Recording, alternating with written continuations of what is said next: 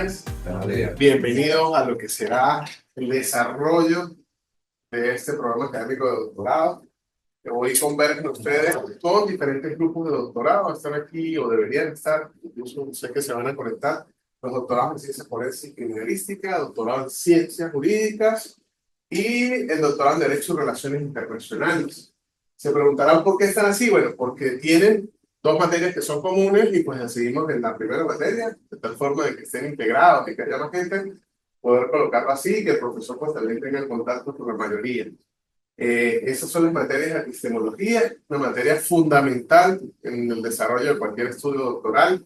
La epistemología es esa rama, bueno, el profesor ya le va a explicar, pero es esa rama del estudio de la filosofía que les va a permitir fundamentar desde el punto de vista epistemológico y a través de las diferentes teorías lo que van a hacer su tesis doctoral, su trabajo doctoral. Una recomendación muy personal es que en la medida que ustedes vayan viendo cada asignatura, enfoquen los trabajos en su tema de investigación doctoral. Después, eso van a ser los insumos para ustedes trasladarlos a su trabajo de investigación. Pero si ustedes trabajan en diferentes cosas, pues al momento de que comencemos a solicitar la tesis, ya empieza uno a estar, como dice el doctor Marco, nuestro coordinador general, infoxicado. Está totalmente lleno de información y no sabe para dónde agarrar. Entonces, hoy iniciamos con esta asignatura de epistemología. Más tarde van a tener ustedes la asignatura de filosofía de las ciencias. Hace un rato les decía en un tono jocoso que quien ya salga de estas dos materias, pues ya puede decir que formalmente está en el doctorado, porque son esas materias que hay que ponerles un poquito más, hay que indagar más, hay que leer un poquito más y son las que le van a dar la base para el desarrollo de los estudios doctorales.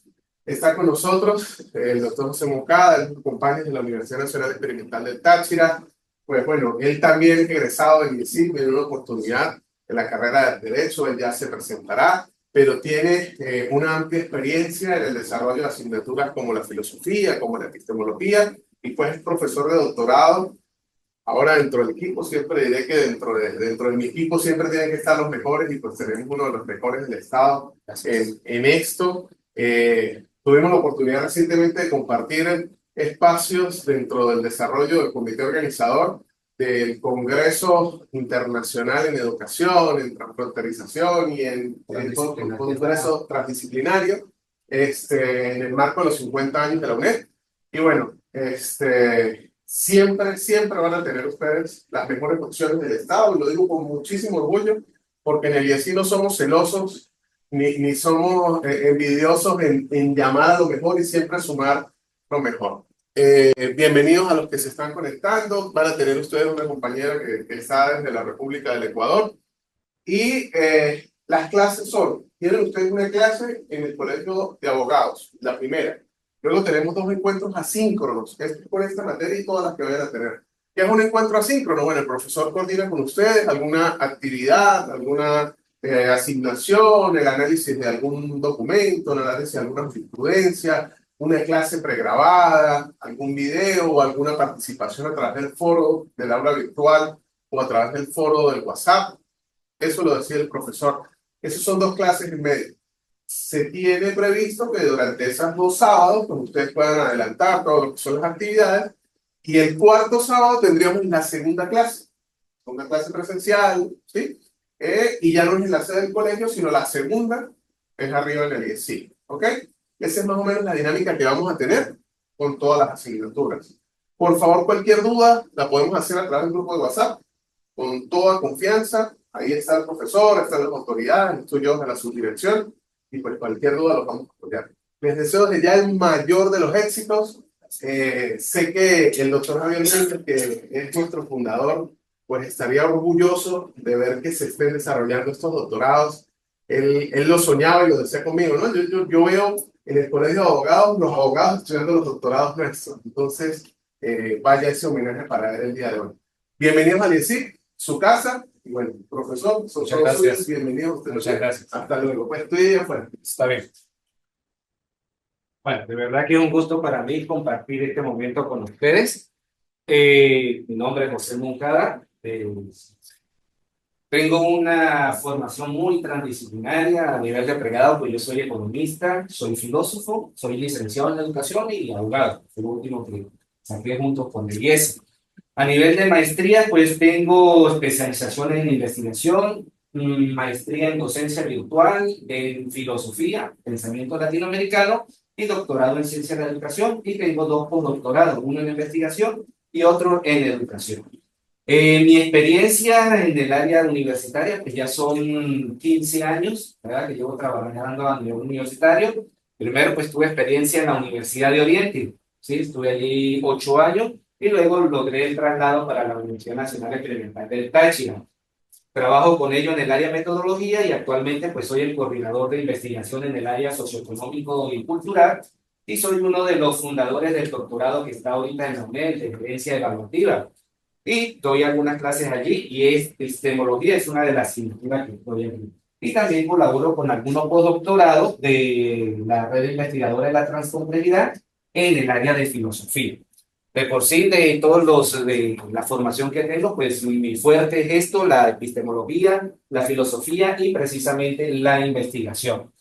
Con mucho gusto, pues acepté la invitación de compartir con ustedes esta asignatura. Para ello, yo les preparé una guía didáctica. ¿Para qué es la guía didáctica? Precisamente, se las haré llegar por el aula virtual, todavía no he ingresado. Si se me complica, se los paso por el grupo. La idea es que veamos allí el recorrido que vamos a hacer durante estas 5 semanas, ¿sí? Por supuesto, en la guía didáctica me muestra todo el procedimiento, ¿verdad? Que vamos a ver, tienen allí un índice, tienen su respectiva introducción, eso se los dejo para que ustedes precisamente lo puedan leer. Tenemos allí también la justificación de por qué esta asignatura, el profesor Giorgio pues muy bien lo aclaró, la epistemología es una de las asignaturas fundamentales de cualquier tipo de doctorado. ¿Por qué? Porque le van a dar a ustedes el sustento precisamente de los procesos de investigación que ustedes van a desarrollar. Vamos a ver algunas corrientes que son bien interesantes o alguna forma de ver la epistemología en las cuales a lo mejor ustedes van a tomar parte de una o van a tomar parte de varias y eso es precisamente lo que van a sustentar su proceso de investigación. Las tesis doctorales son muy diferentes a cualquier tesis que se pueda desarrollar en otro nivel. ¿Por qué? Porque en las tesis doctorales por lo general tenemos que contribuir con algo a lo que es el conocimiento científico. En lo demás también, pero lo que hace uno es sustentar teorías. En este caso, nosotros tenemos que aportar un nuevo conocimiento. Y si vamos a aportar un nuevo conocimiento y buscamos que sea válido precisamente para la academia del área de la ciencia jurídica, pues tenemos que tener un sustento o un piso epistemológico. Que realmente que aquello que yo estoy investigando tenga el sustento que se ha desarrollado a lo largo de lo que es la historia del pensamiento del hombre. Entonces, la epistemología en todos los doctorados es una de las materias fundamentales. Por lo general, es la primera. A veces choca un poco porque no estamos acostumbrados quizás a un discurso filosófico, pero es necesario ese choque porque precisamente nos permite tener una mente más amplia, más abierta para poder ver precisamente los fenómenos que nosotros vamos a estudiar o los problemas de investigación que vamos a desarrollar. En ese sentido, pues allí tiene el propósito, ¿verdad? El propósito de la investigación, de la asignatura epistemología, es proporcionar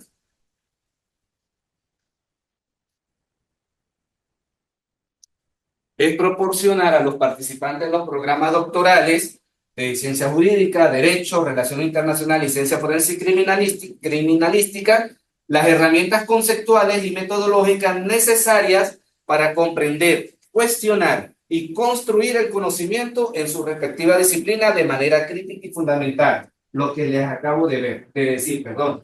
¿Sí? Construir conocimiento, cuestionarlo, comprender precisamente de una forma crítica significa reflexionar sobre el problema y fundamentarlo a través del análisis de las principales teorías del conocimiento, los paradigmas epistemológicos y los métodos de validación del saber, que eso es lo más importante de la epistemología, que lo vamos a ver dentro de unos momentos. La epistemología me ayuda es a validar el conocimiento que yo estoy generando en mi proceso de investigación. Otra de las cosas importantes, como muy bien lo acaba de decir el doctor Giorgi, busquen de que su investigación sea lo más transversal del doctorado, es decir, cada asignatura tiene que contribuir un poco a su investigación. ¿Qué es los problemas que se presentan? Principalmente que a veces estamos iniciando un proceso o un estudio a nivel de posgrado y no sabemos qué vamos a investigar.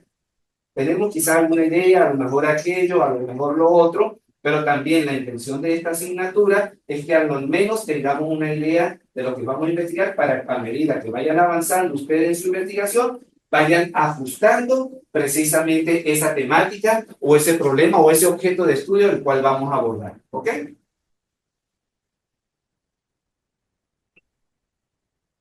En función de esto, la asignatura está dividida en 3 unidades. La que vamos a ver hoy es el origen y fundamento de la epistemología. Todos estos puntos, pues trataremos de verlos hoy de una manera pues muy concisa. Ya quedará por parte de ustedes, pues profundizar en cada uno de esos elementos. La epistemología y el derecho sería la unidad 2 y la unidad número 3 vendría a ser los modelos epistemológicos. Entonces, como vemos, en la unidad 1 es precisamente crear la base de todos los conceptos epistemológicos que me van a permitir poder entender y comprender los significados que pueda haber en la unidad 2, donde precisamente se va a vincular lo que es la epistemología y el derecho, cómo se vincula ambas ramas del saber.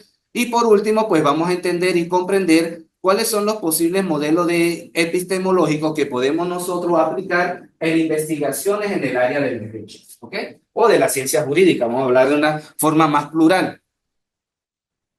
Todos estos puntos precisamente son los que nosotros vamos a desarrollar en estas 4 semanas que tenemos.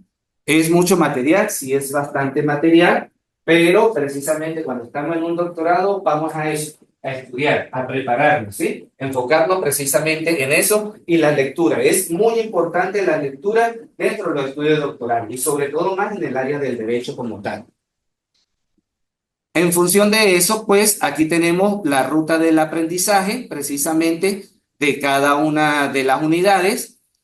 Allí les explico cuáles son las lecturas recomendadas, qué es lo que vamos a ir realizando. También la actividad. Cada semana debemos tener una actividad evaluativa, ¿sí? Son actividades muy sencillas, pero la idea es poderlos introducir ustedes dentro de este proceso.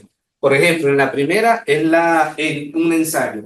Un ensayo en función de lo que yo voy a explicar en el día de hoy. Muy sencillo, escoger algún caso histórico que después se lo voy a explicar a medida que avance en la clase, sobre la diferencia que puede existir entre el conocimiento cotidiano y el conocimiento científico, ¿sí? Ustedes van a tener la libertad de poder escoger cualquier tipo de caso histórico o si ustedes a través de su experiencia como abogado han enfrentado algún problema donde chocan estos 2 tipos de conocimiento, también es válido, ¿sí? Posteriormente les voy a explicar cómo se va a realizar la actividad. De todas maneras, está bastante clara acá cómo lo van a aplicar. Dice allí, ajá. Pregunta, ese conocimiento cotidiano, que ya tenemos el conocimiento científico, ¿sí? A través, si nosotros nos abordamos en el sentido del conocimiento científico, vamos a la observación, a deducir, ¿sí? Posiblemente si lo vemos de un paradigma positivista. Bien, pero si nosotros nos centramos en el conocimiento cotidiano, ¿verdad? O sea, para que por favor me aclare, doctor, el conocimiento cotidiano sería, podríamos enfocarnos en las máximas experiencias de las personas. Sí, el conocimiento cotidiano es lo que está en el contexto. Entonces, la máxima experiencia, lo que sí, como un denominador hace a la comunidad. La vivencia. Exactamente. Sí, son precisamente las vivencias en ese sentido. Mientras que el otro es el método de la observación, experimento y... Se sigue más la sistematicidad, vamos a hablarlo así para poder hacerlo más amplio. Porque como el análisis sistemático que ya vienen de las corrientes filosóficas de las cuales se desbordan a través del pensamiento filosófico y nosotros nos centramos en la... ¿sí? Exactamente, es lo que me permite profundizar precisamente en la problemática y cómo abordarla. Por ejemplo, que es el caso que explicaré más adelante. Cuando Galileo Galilei establece la ley del esa fue la palabra, heliocéntrica. Es decir, en aquella época, cuando llega Galileo Galilei, es el traspaso de lo que es la época medieval a la época moderna. Ya comienza a surgir las ciencias y él demuestra realmente, científicamente, que el centro del universo era el Sol. Pero cotidianamente se decía que el centro del universo era la Tierra, que todo giraba alrededor de la Tierra. ¿Te lo ves?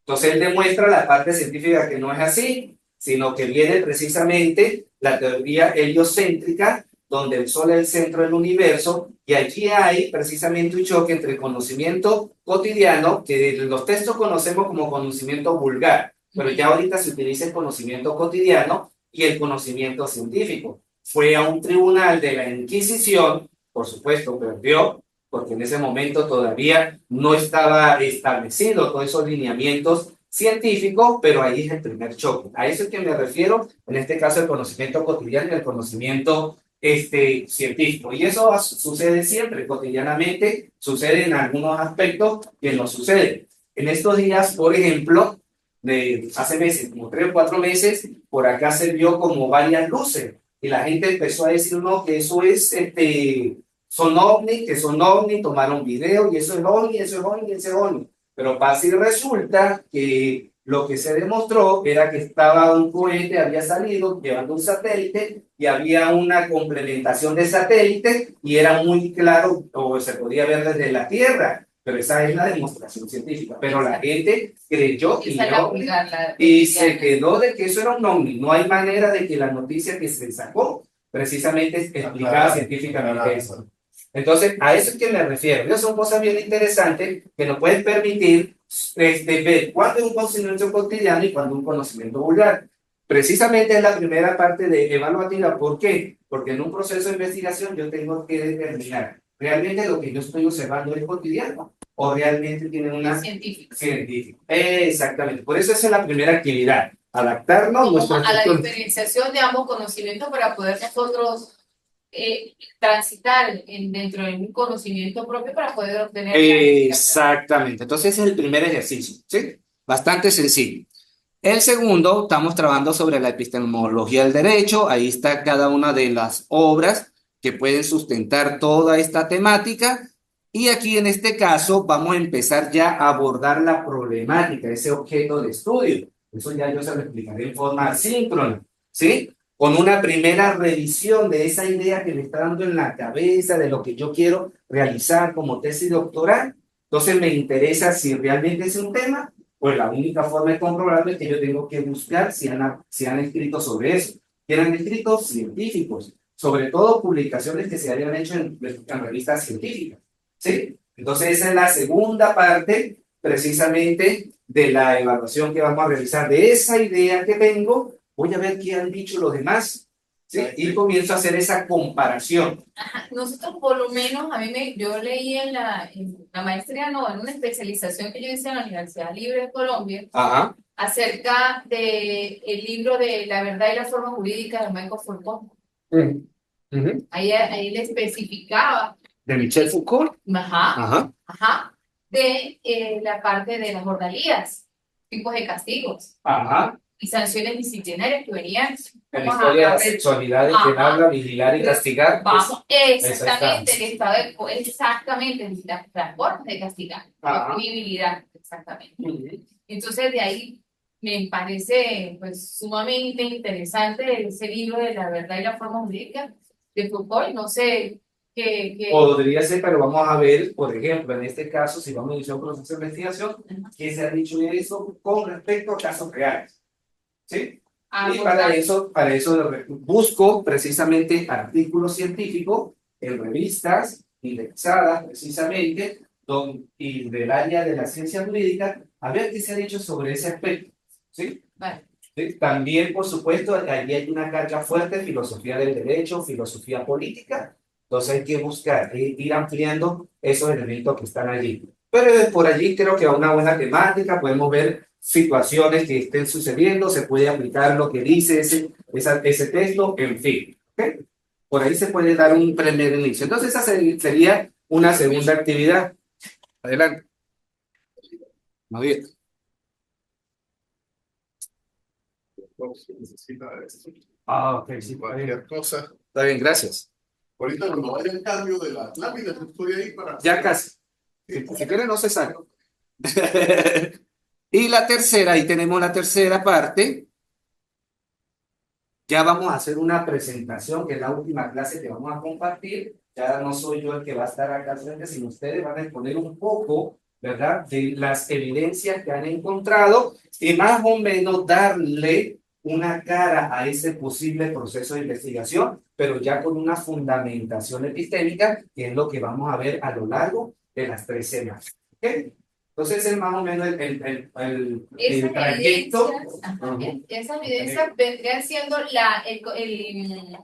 La actividad anterior. los artículos científicos que nosotros hemos investigado y nosotros vamos a discutir en clase. No, es exactamente, va a ir armando, va a ir Ajá, organizando, construyendo. construyendo.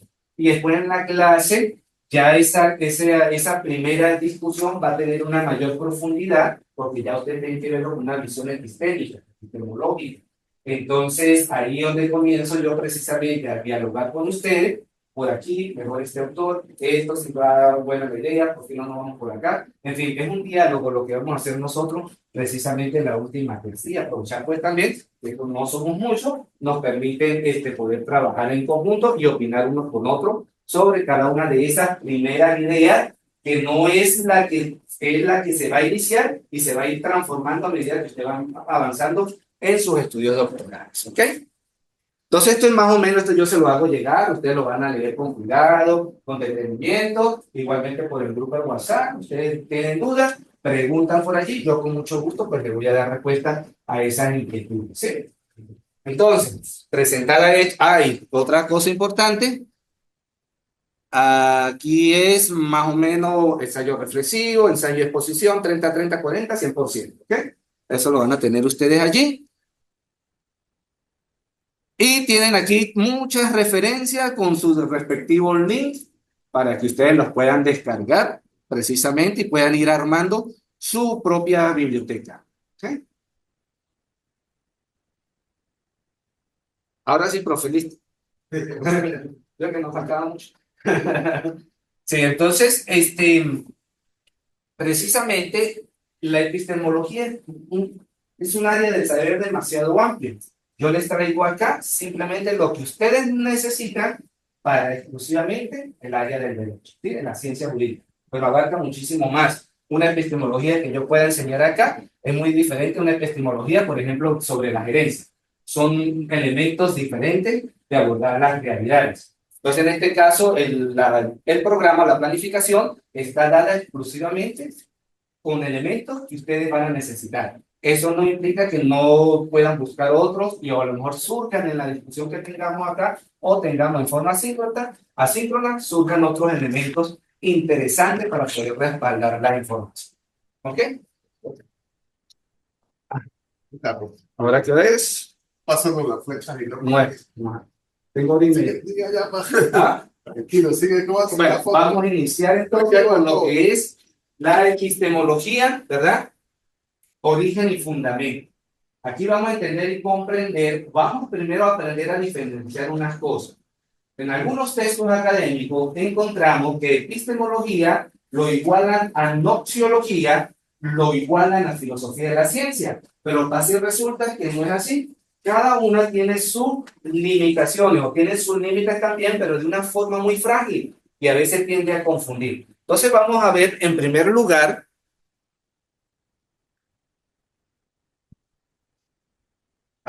Me pasé.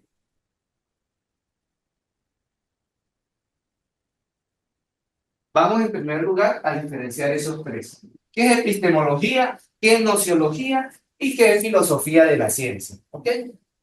Comenzamos con epistemología. Etimológicamente, es decir, el origen de la palabra me dice que viene del griego episteme, conocimiento, y logía de logos, tratado o estudio. Entonces, la epistemología, de una forma muy simple, diría que es estudio del conocimiento. Pero si me voy a noxiología, me dice que es noxi, conocimiento, y logía, o logos, teoría, tratado o estudio del conocimiento. Entonces, las dos significan lo mismo, ¿verdad? Pero el objetivo o el propósito de cada una es totalmente diferente. Una antigua concepción de la epistemología precisamente la señala como la rama de la filosofía que trata de problemas filosóficos que rodean la teoría del conocimiento. Eso fue en su primeros inicios, pero a medida que fue precisamente evolucionando el conocimiento, ya la epistemología se fue especializando. ¿Y en qué se fue especializando?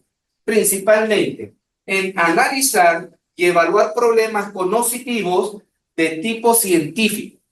Ya los vemos que se está diferenciando. Ya no hablo de un conocimiento general, sino estoy centrándome en un conocimiento científico. Segundo, actividad intelectual que reflexiona sobre la naturaleza de la ciencia. Es decir, ya la epistemología me va a estudiar a la propia ciencia. ¿Sí?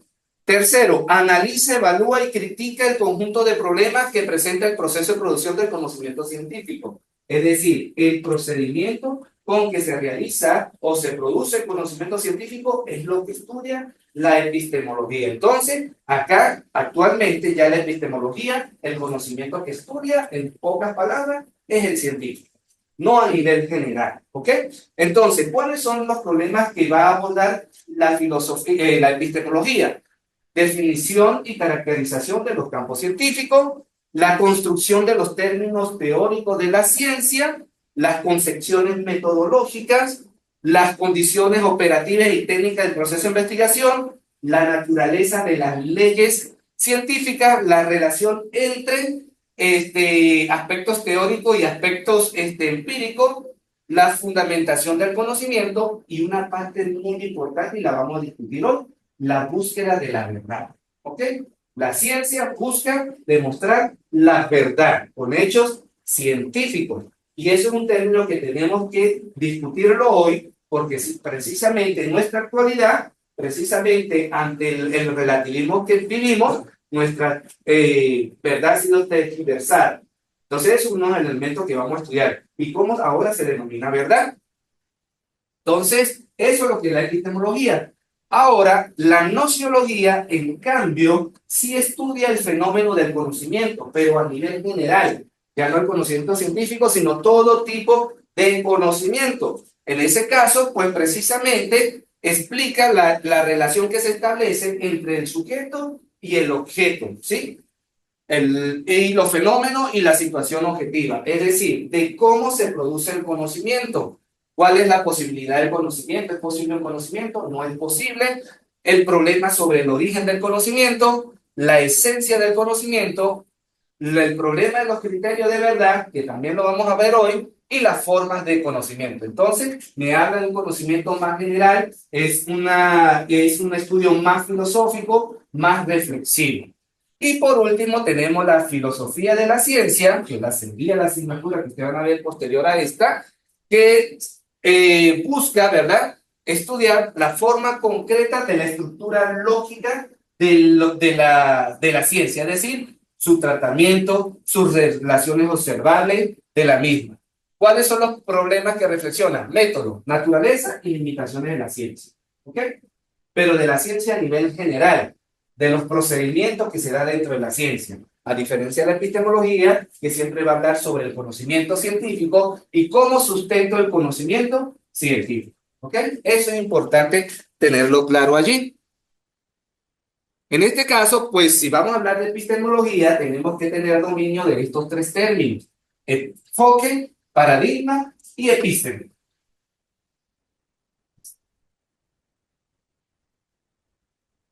Pues en realidad yo se lo paso a ustedes. ¿Sí? Todo esto yo se lo voy a pasar a ustedes. Yo no me voy a quedar con nada de eso. Yo lo paso a ustedes lo van revisando tranquilamente para que presten, anoten dudas si quieren y todo eso sí. Y hablo rápido porque precisamente hasta las 10:30 ya hay mucho que hablar. Entonces, la epísteme precisamente me habla, y es un concepto o que está vinculado con la epistemología, de reglas generales o presuposiciones inconscientes del conocer que rigen el discurso general de la cultura en un periodo histórico determinado. Es decir, es lo que me establece qué debo hablar durante un discurso. Por ejemplo, en nuestra historia del pensamiento está la época moderna, ¿cierto? Se habla de una época posmoderna, pero pasa y resulta que la posmodernidad no es otro periodo, sino es otra forma diferente de ver la modernidad. Entonces, la modernidad está sustentada en lo que se conoce como el paradigma positivista. Positivista significa precisamente lo que tiene que ver con un enfoque cuantitativo, donde los datos que me aportan la ciencia, es con lo que yo voy a demostrar lo que significa la realidad. Y eso ha prevalecido en la academia y todavía hoy está totalmente arraigada. Entonces, cuando hablo de esta forma, estoy hablando de una epísteme, ¿sí? Una epísteme, todos piensan de la misma manera y piensan que la producción del conocimiento solamente se da a través de la producción de datos, ¿sí? Que es lo que principalmente pues, se aportó con Augusto Comte, con lo que es la sociología física. Es decir, tomó los métodos de la física para poder entender los hechos sociales y luego fue aplicado a todas las ciencias sociales, entre esas el derecho. Claro, ya con el discurso de la posmodernidad, donde entra Foucault, precisamente me dice, ya esa no es la única forma. Existen otras formas de poder ver las realidades. Y ahí entra el sociocrítico, la fenomenología, la interpretación, entra esta parte de lo que es la hegemonía de poder que es dentro del discurso de Foucault y otras personas más. ¿Por qué? Porque vieron que en la época del siglo XX el mundo estaba en crisis.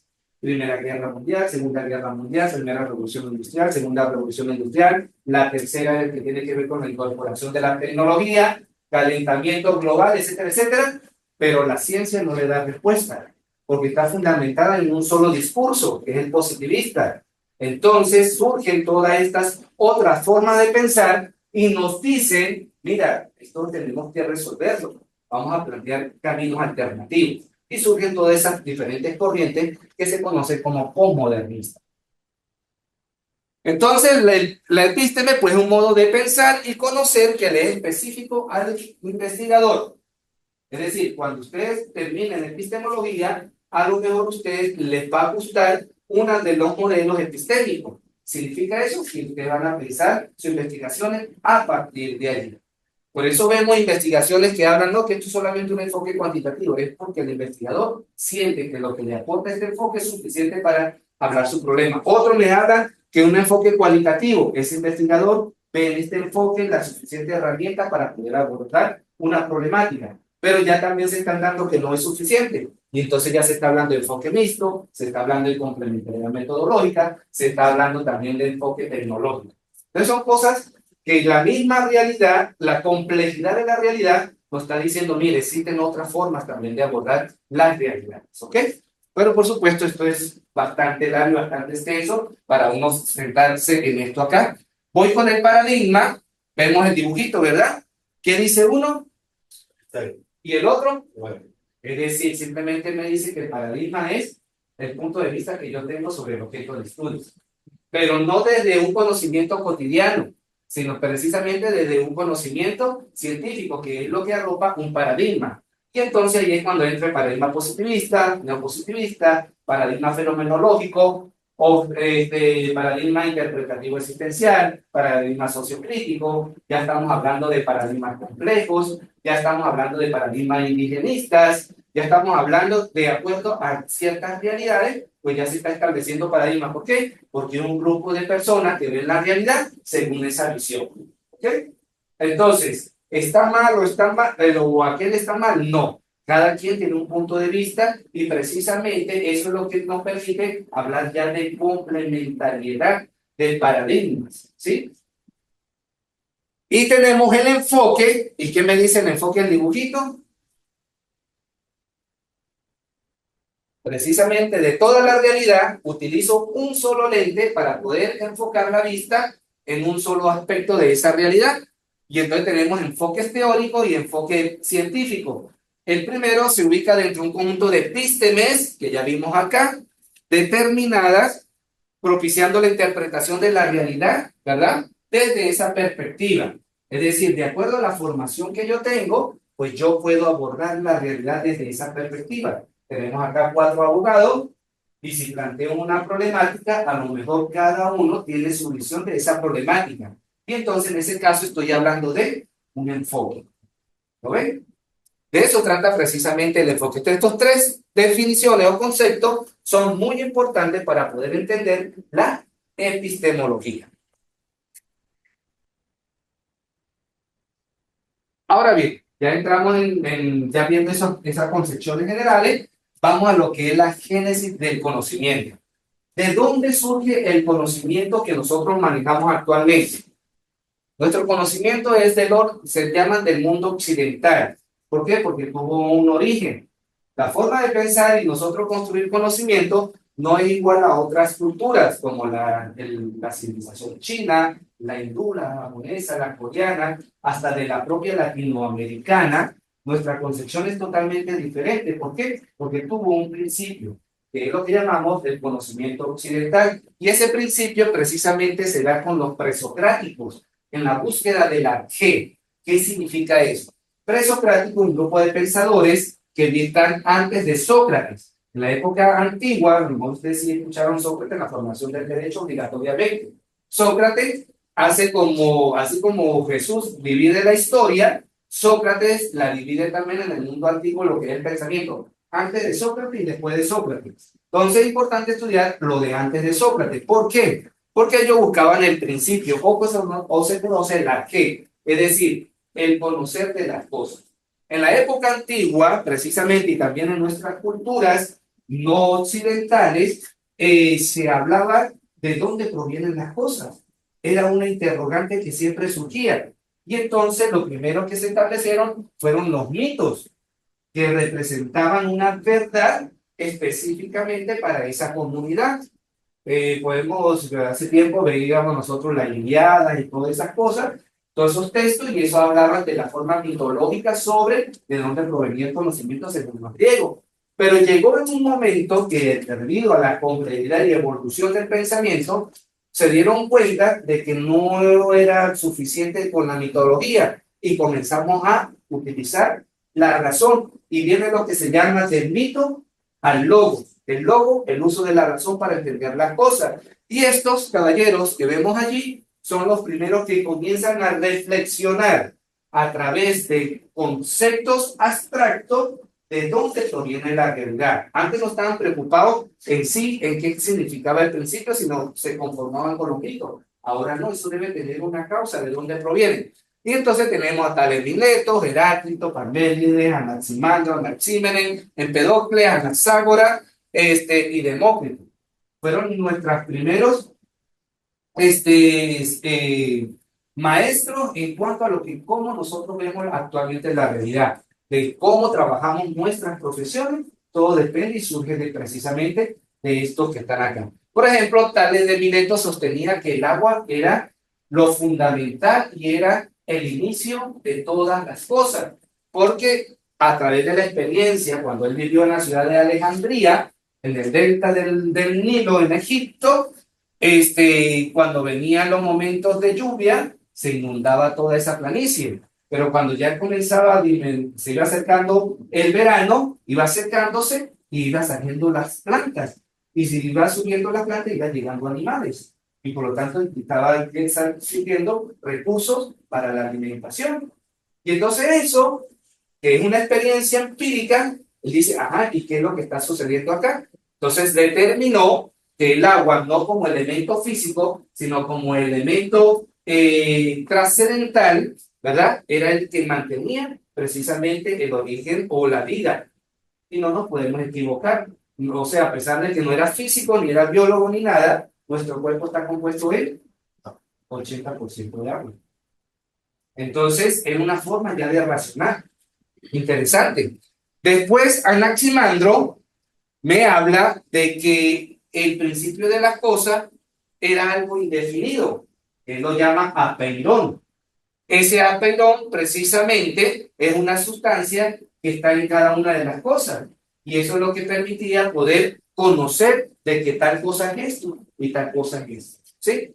Ya comenzamos a hablar del concepto más abstracto aún, que eso posteriormente es utilizado en lo que nosotros conocemos como la metafísica. Anaxímenes, me dice que el principio de la cosa era el aire o el neumena. Precisamente, si yo no respiro, no tengo vida.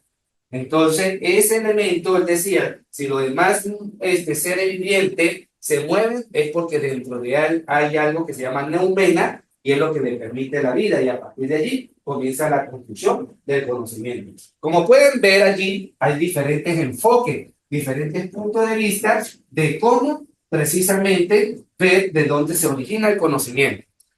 Heráclito avanzó un poco más y él decía que la que era el fuego, que todo era totalmente móvil, no había nada estático. Por ejemplo, uno de los ejemplos que coloca, si yo voy a este río, me bañé hoy y voy mañana y me vuelvo a bañar, me estoy bañando en el mismo río.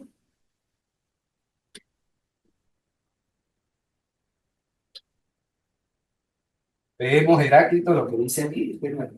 Si yo voy al río y me baño hoy en el río, Hoy y voy mañana, y me voy baño al mismo sitio y me baño en el mismo río.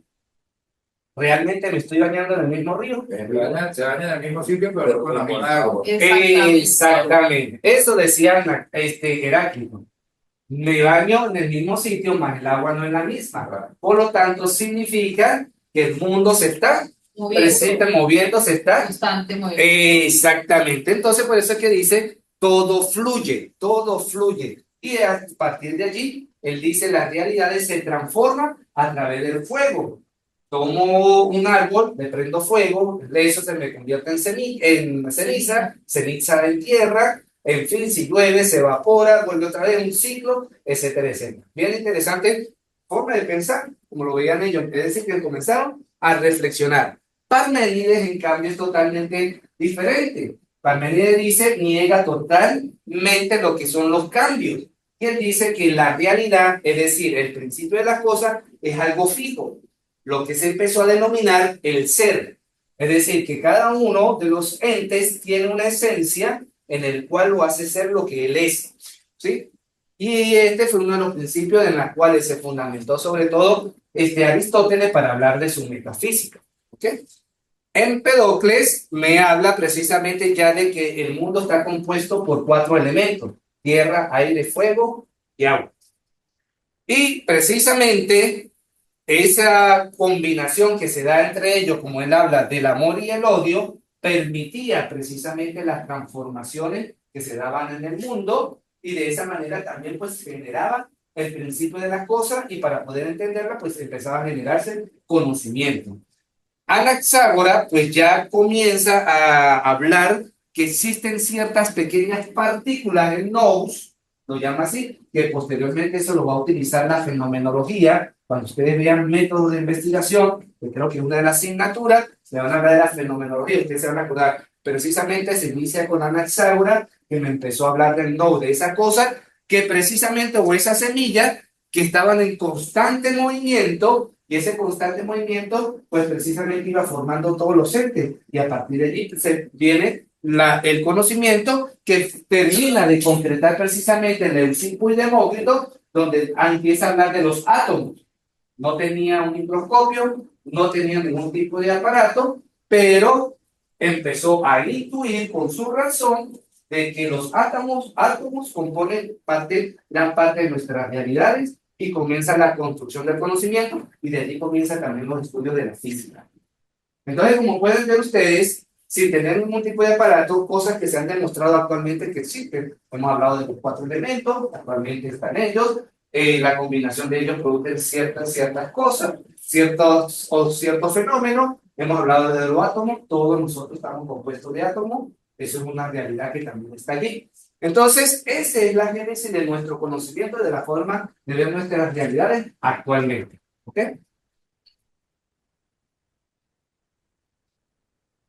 Entonces, la filosofía griega, por lo tanto, tiene una gran influencia en la epistemología occidental, que es la que estamos trabajando nosotros o trabajamos nosotros en nuestra academia. ¿Sí?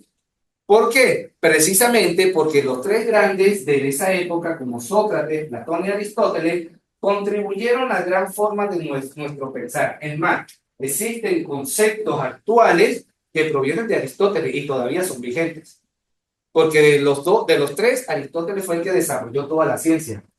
Biología, química, la parte de administración, la metafísica, el propio derecho, la ética, la economía, la política.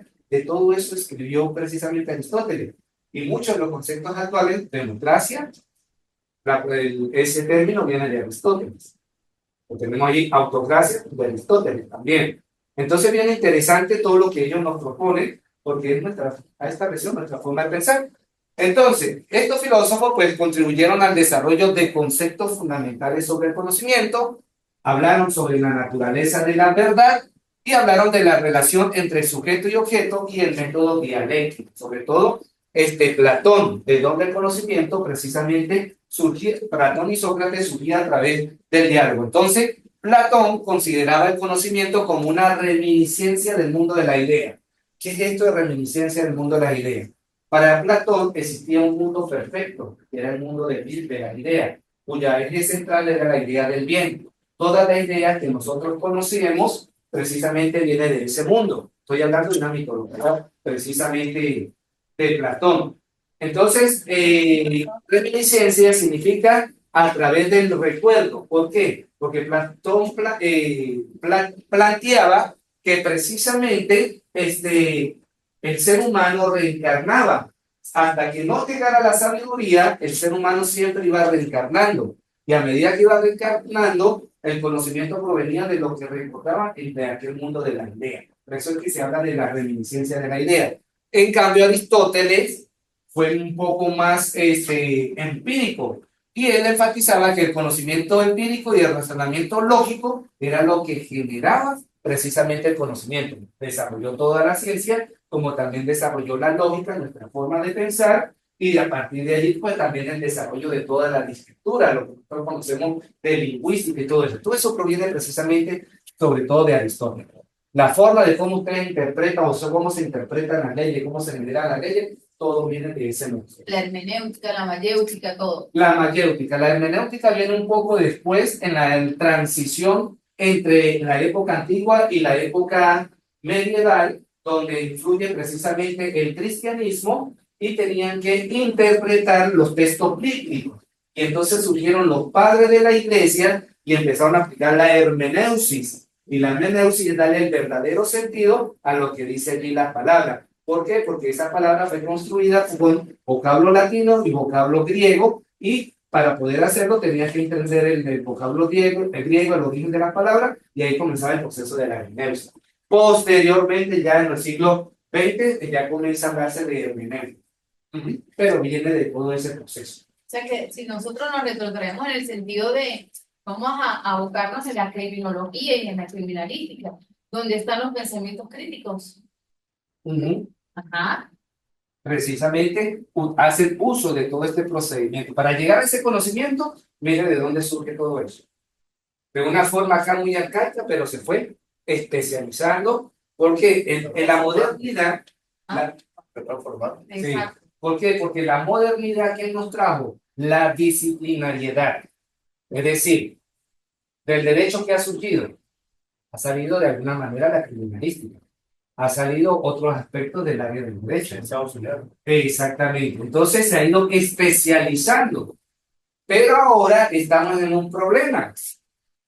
Ahora nos hemos dado cuenta, debido a la complejidad de nuestro mundo, sobre todo con la inmersión de la tecnología, que a pesar de ser creación del hombre, la tecnología como que va más adelante que nuestro pensar o nuestra reflexión sobre lo que estamos inventando. Y entonces ya estamos llamando que dejemos la disciplinariedad y vayamos a lo que es la interdisciplinariedad o la transdisciplinariedad. Es decir, que ya un problema no lo puedo abordar desde una sola ciencia. Ya debo involucrarme con otras ciencias para poder abordar las problemáticas. Nos estamos dando cuenta ahora que realmente la disciplinariedad no da respuesta a todas las necesidades que tenemos actualmente. Entonces, bien, pasamos de lo más general, Platón, Aristóteles, que fueron totalmente transdisciplinarios, nos fuimos especializando a través de lo que es el paradigma modernista, el positivismo, y ahora existe una necesidad de volver a esos tiempos antiguos, de volver a la inter y transdisciplinariedad. ¿Ok? Bien interesante. y se está utilizando en los procesos de investigación. A nivel doctoral, se está utilizando mucho lo que es la transdisciplinariedad, porque a veces no es suficiente una sola disciplina para abordar las problemáticas. ¿Sí? Otra de las cosas interesantes, por supuesto, no solamente el conocimiento occidental es lo que existe en este mundo. Está también el conocimiento de las civilizaciones no occidentales. Por ejemplo, les traigo allí simplemente la civilización china, pero también tenemos la hindú, tenemos la propia, la nuestra, la de Mesoamérica, de los incas, de los quechua, de los mayas, ¿sí? Que tienen su propia concepción de lo que es la realidad, que son realidades, son maneras también de poder abordar la problemática. Por ejemplo, yo que hice una maestría en pensamiento latinoamericano, precisamente lo que se busca allí demostrar es que existe otro discurso que necesita estar en la misma igualdad de importancia como el discurso que se maneja de los centros de hegemonía poder saber, que es lo que manejamos nosotros en el mundo occidental. Entonces están surgiendo respuestas precisamente de otros contextos como de Latinoamérica, de África, de estas propias culturas, que esto me ha generado, aquí hay de relaciones internacionales, aquí tenemos el origen de nuestros problemas, precisamente aquí está el origen epistémico, que se ha establecido una hegemonía poder saber desde de Europa Occidental y de América, de Estados Unidos, de tal manera que invisibilizan las otras formas de pensar de las otras culturas. Y a veces esas otras culturas han querido occidentalizarse precisamente para estar a la par o para ser tomados en cuenta por estos mundos. Todos estos elementos epistémicos es lo que confluyen precisamente en lo que nosotros estamos viviendo en nuestra realidad actual. ¿Ok? Entonces aquí tenemos, por ejemplo, la China, tenemos tres corrientes filosóficas, confucianismo, taoísmo y legalismo, y allí, por ejemplo, la forma de cómo ellos ven el conocimiento. Por ejemplo, el confucianismo, el conocimiento se obtiene a través de la observación de la naturaleza y la experiencia humana. La educación y el aprendizaje continuos son fundamentales para el desarrollo personal y social, y aún se mantiene dentro de la cultura china, eso centrado en el estudio. Vemos en las noticias cuando los padres despiden a sus hijos que se van en millones y millones a presentar esas pruebas para entrar a las universidades, porque van especialmente a eso, porque le dan importancia y está dentro de lo que es su cultura, su forma de ver epistémicamente la producción del conocimiento que ellos generan. El taoísmo, el conocimiento se obtiene a través de la introspección, la meditación y la conexión con la naturaleza, se valora la intuición y la experiencia directa. Y el legalismo, el conocimiento se obtiene a través de la observación y la aplicación práctica de leyes y normas, se valora la eficacia y la utilidad del conocimiento. Son una serie de corrientes epistémicas que, por ejemplo, sustentan la cultura china. Y así cada una, la coreana tiene la suya, la japonesa, y así sucesivamente. Entonces, la que nosotros manejamos no es la única, existen también otros tipos. Se han buscado complementar precisamente de esas culturas con epistemología occidental. Hay algunos científicos, por ejemplo, un físico, Fritjof Capra, que él habla precisamente del Tao de la física, donde trata de confluir la física occidental con la física china. Bien interesante es esa obra. Ajá. Ok, ahora venimos a una parte bien interesante que yo les hablaba hace rato, sobre lo que es las verdades y las creencias. ¿Sí? ¿Qué es el conocimiento? Simplemente es una comprensión o información que las personas adquieren a través de la experiencia, de la percepción, de la razón y del aprendizaje formal. ¿Ok? Pero esa definición de conocimiento tiene algunos elementos claves. ¿El conocimiento que se produce realmente es verdadero o no es verdadero? Es una de las preguntas que nos hacemos actualmente. Entonces, ¿en qué consiste la verdad en el conocimiento? Hay verdades objetivas y hay verdades subjetivas. Las verdades objetivas son independientes de la percepción humana. Yo sé, a veces les coloco este ejemplo a mis estudiantes. ¿Ustedes conocen a Palau? Diga, ¿sí o no? No. No conocen Palau, pero existe. No lo conocemos, pero es una verdad objetiva porque existe. ¿Y qué es Palau? Es un país que está en Oceanía, uno de los países más pequeños del mundo. A pesar de que ustedes no tengan conocimiento de él, ese país existe y es una verdad objetiva. ¿Lo ven? Ahora, voy con la verdad subjetiva, depende del individuo. Si yo lo nombrara, Si vamos a la parte subjetiva, no existiría. ¿Por qué? Porque ustedes no lo conocerían. Entonces, en este caso, yo lo conozco porque tengo conocimiento de la existencia de una verdad objetiva. En este caso, ustedes, una verdad subjetiva, que me dicen, no, eso no existe, porque no tienen conocimiento de ello. ¿Ven lo interesante de esto? Entonces, estos tipos de verdades son interesantes que las manejemos. A veces yo tengo la verdad, y una verdad objetiva, porque tengo el conocimiento y existe la evidencia de que eso es así. Pero para tal persona es subjetivo, porque si no tiene la evidencia, no tiene el conocimiento, eso no existe.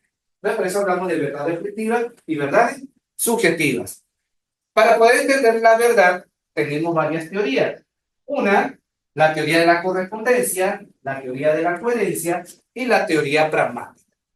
La correspondencia nos dice la verdad se corresponde con los hechos o la realidad, es decir, que hay evidencia empírica, hay una correlación entre la percepción y evidencia de lo que está sucediendo. Coherencia, la verdad debe ser coherente con el sistema de creencia. ¿Sistema de creencia de qué? De lo que nosotros manejemos acá. Nosotros cinco, si yo establezco una verdad, si nos manejamos nosotros cinco, hay una verdad de coherencia porque todos pensamos igual. ¿Sí? Y el pragmatismo, la verdad se evalúa por su eficacia y su utilidad práctica. Esto también se lo coloco a veces yo a mis estudiantes. Yo estoy hablando con el compañero, ¿verdad? Pero pasa y resulta que ustedes dos anteriormente estuvieron hablando. So, yo estoy hablando con él y ella pasa. Y ella puede sospechar. Ya Carlos, dice ella, ya Carlos le está comentando a José lo que yo le dije. Usted está observando, allá hay una realidad, es lo que usted está observando. Pero ¿es verdad o no es verdad? Entonces allí es donde entra el juego, verdad objetiva o verdad subjetiva, correspondencia o coherencia. Y esto se utiliza mucho en la parte del derecho, cuando se dan los testimonios, ¿verdad? No, yo fui fulanito, pero realmente, ¿qué sucedió allí? Son cosas que tenemos precisamente que discutir. Y la epistemología me permite eso, poder ver, visualizar, poder ampliar esa visión y ver qué es lo que realmente está sucediendo allí. Y a lo mejor Carlos me estaba hablando era del partido de la Venezuela-Brasil. Pero ella se imaginó el secreto que le contó acá. Son cosas cotidianas, pero científicamente es eso. Eso es lo que tenemos. Y esto es una parte importante. Esa es la verdad subjetiva, lo que yo me imaginé. Exactamente. La realidad, la verdad objetiva es que ustedes están hablando de un partido. Exactamente, eso es porque usted tiene desconocimiento de lo que nosotros estamos hablando. Estos criterios de verdad son interesantes porque son los que vamos a necesitar para nuestros procesos investigativos. ¿Sí? Eso es importante. Y hay una cosa bien interesante, que es lo que estamos viviendo en nuestra actualidad, la posverdad. ¿Sí? Esto es un término que se está utilizando en nuestra vida relativista que estamos viviendo en este mundo posmoderno. La posverdad se refiere a una situación en que las emociones y las creencias personales tienen más peso en la formación de la opinión pública que los hechos objetivos. Lo que yo acabo de hablar de esto, de los ovnis, que no sé qué más, eso fue una cuestión de posverdad. Y políticamente ni se diga que estamos viviendo en una época de posverdad. En otras palabras, las personas son más propensas a aceptar información que se ajusta a sus emociones, incluso si no es precisa. ¿Y quiénes nos dan esa información de posverdad? Un problema grave que tenemos nosotros actualmente. Las redes sociales. Las redes sociales es una fuente impresionante de pura posverdad. Y lo creemos. Yo, por ejemplo, tengo un problema con mi mamá. Me puse a regalarle un teléfono inteligente, no sale de TikTok, y pasa y resulta que todo lo que dice, todo eso es verdad. Por más que todos los estudios que yo tengo y me explique, digo, no, yo no tengo la razón la tiene TikTok. Porque se deja ya por sus emociones. Sí, no, ¿sabes cuál es el problema, mi estimada? Que TikTok está desarrollado con unos algoritmos, eso ya es parte de la tecnología, y esos algoritmos funcionan de tal manera que pueden manipular las neuronas del cerebro de tal manera que eso sea tan llamativo que las neuronas es como una droga, de tal manera que nuestro cerebro busca constantemente eso, constantemente, no hay manera. Y le he cortado el internet y mi mamá sufre, entra en depresión. Claro. Un problema grave, y eso lo tenemos con los chamos, nosotros también los adultos y con los de, por ejemplo, la tercera edad, con lo poquito que sepan manejar, es un problema grave. Pero el problema está en los algoritmos que conforman eso. Eso lo desarrollaron ingenieros informáticos, ingenieros electrónicos, etcétera, etcétera. Pero, por supuesto, a través de la manipulación que se puede hacer de las grandes transnacionales que son las que manejan la tecnología. ¿Por qué? Porque me interesa generar beneficios. Entre ya un más me pegue, no me alcanzaron 2 megas, le pago, aumento mi plan y aumento el plan, pago más a la telefónica, no me alcanza, vuelvo a aumentar el plan y así sucesivamente. Esa es la forma como se manipula nuestro mundo actualmente y eso es lo que llamamos nosotros precisamente en una era de posverdad. Entonces, se caracteriza por el desinterés de cómo son las cosas en realidad y que la audiencia le dé lo mismo. Eso es lo que apareció ayer y eso le da lo mismo, pero esa es la realidad, no hay de fondo. La verdad dejó de interesar, precisamente. Bátimo habla sobre el pensamiento débil. Él es uno de los hermeneutas más importantes que tenemos en nuestra actualidad, todavía está vivo. Adelantó la existencia de un mundo que en cada quien puede elegir su verdad. Y en eso lo estamos viviendo. Desprecio por la verdad y la objetividad, por la percepción, la opinión sobre la evidencia. Más importante la opinión que la evidencia, más importante el desprecio por la verdad y la objetividad que la percepción. Creencias y sentimientos importan más que la realidad y la verdad. Y esta parte importante. La posverdad es un arma a disposición del poder político, económico, ideológico a nivel mundial. Manipulación de los hechos siempre para esconder la verdad. Y eso, el medio más fácil es lo que tenemos nosotros, es lo que tenemos acá, que sin él no podemos vivir. Entonces, relación entre creencia, conocimiento y la construcción social de la verdad. Pues vemos ahí que la creencia influye en cómo percibimos y aceptamos el conocimiento, y la construcción social de la verdad muestra cómo ciertos hechos son aceptados y legitimados en función de contextos culturales sociales. Lo que sucede, por ejemplo, en Afganistán con las mujeres. No tienen derecho ya a hablar en la calle, no pueden hablar, no pueden ir a una universidad, la vestimenta no pueden mostrar absolutamente nada, pero para ellos es una verdad. Para nosotros no estamos de acuerdo, pero para su contexto es una realidad y simplemente son aceptados. Y así sucede en muchísimas otras partes. Entonces viene interesante esto de lo que es el manejo de la verdad o verdad, que son elementos que nosotros vamos a utilizar constantemente en nuestros procesos de investigación. A ver, ¿qué hora es? Pero yo a las 10 tengo que retirar. Porque ir a la oficina. Yo soy director del despacho del alcalde, entonces Está bien. está reventando el camino. Tranquilo. A las 10 ya. De todas maneras, todo este material yo se los hago llegar. Claro, no escuchan la explicación, pero tranquilo. Y entonces llegamos al conocimiento cotidiano y al conocimiento científico.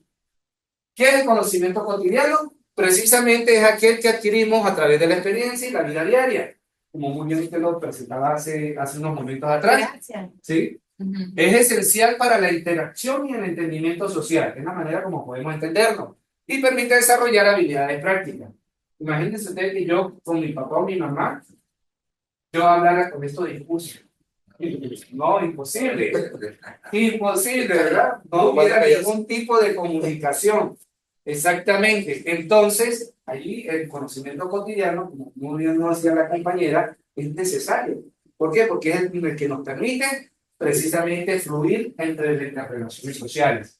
Pero ahora bien, de acuerdo a ese conocimiento cotidiano, tenemos que saber qué es verdad y qué no lo es, qué es creencia y qué es verdad.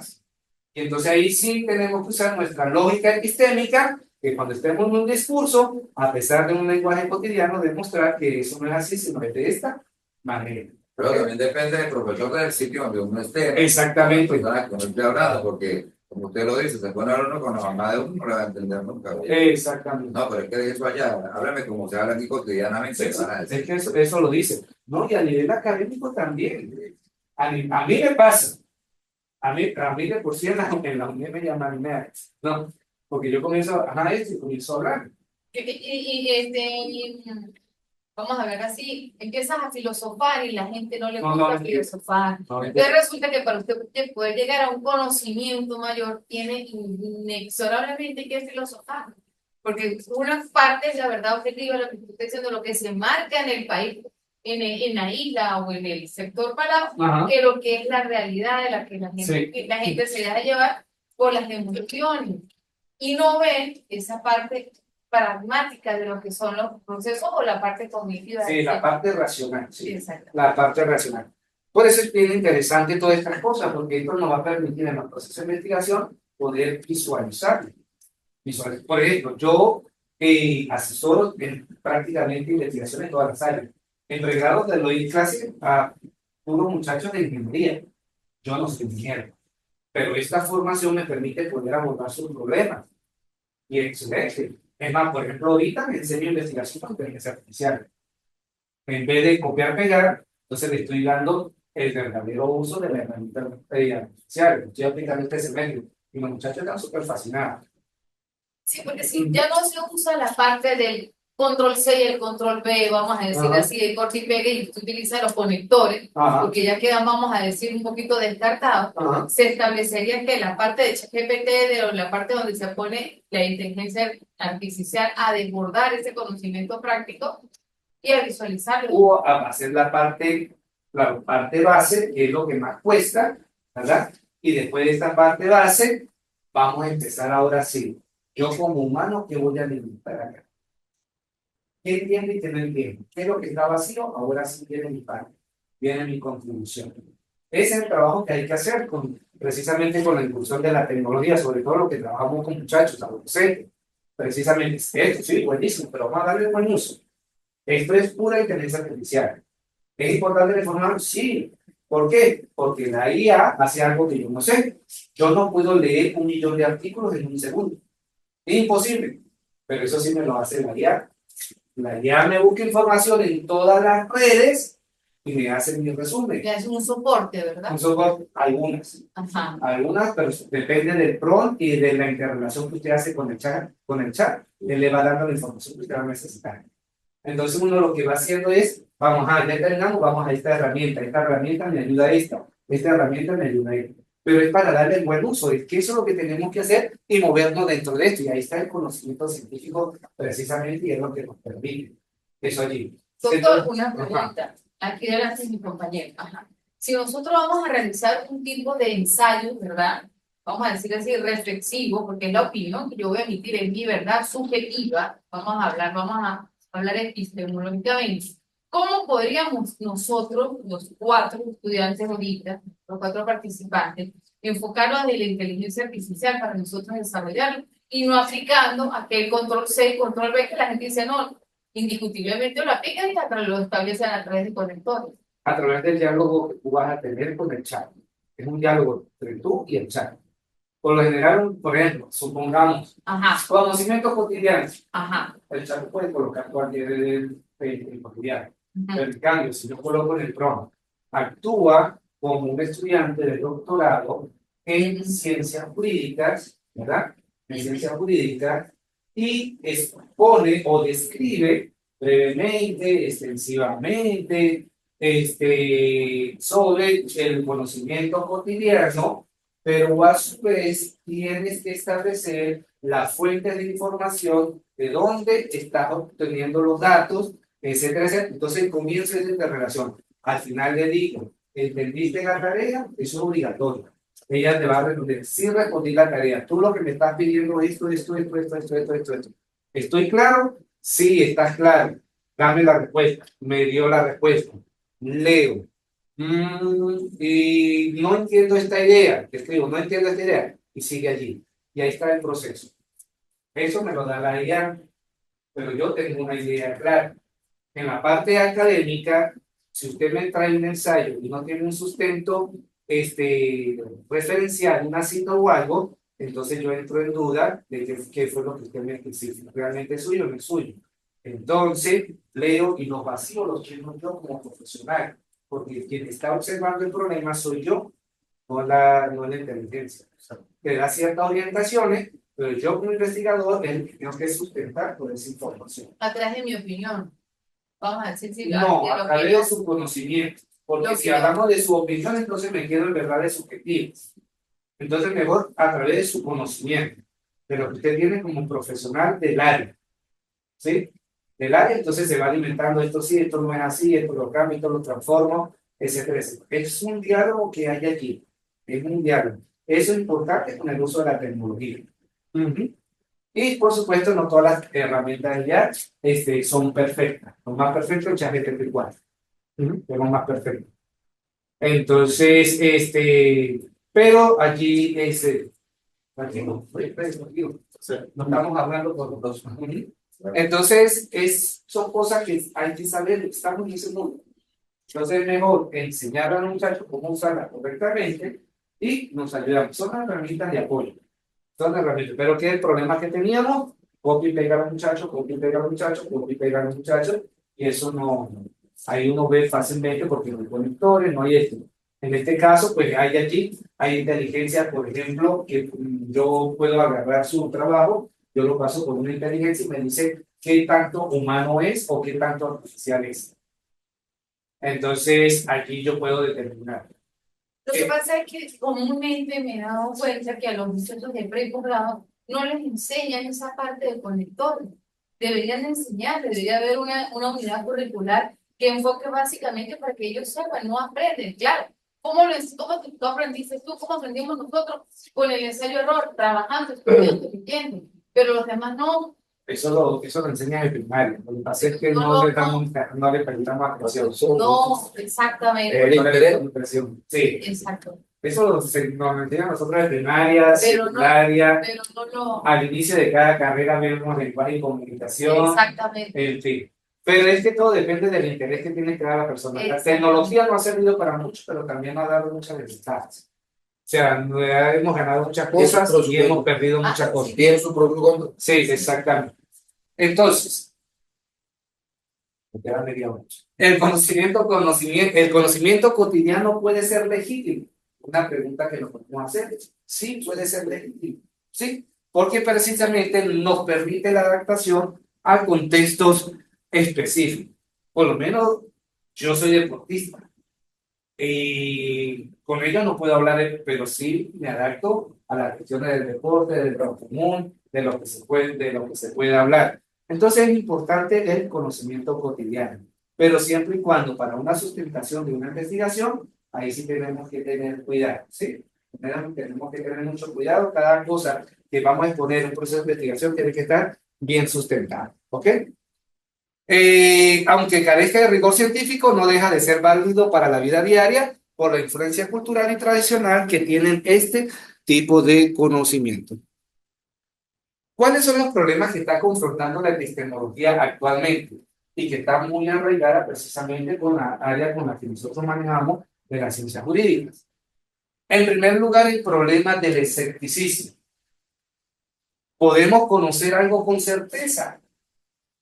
Es una de las preguntas que se hace precisamente en la epistemología. ¿Pero qué es el escepticismo? Es una posición filosófica que cuestiona la posibilidad de obtener conocimientos verdaderos y seguros. Los escépticos sostienen que debido a la falta de certeza absoluta en nuestras percepciones y razonamiento, no podemos afirmar que sabemos algo con total seguridad.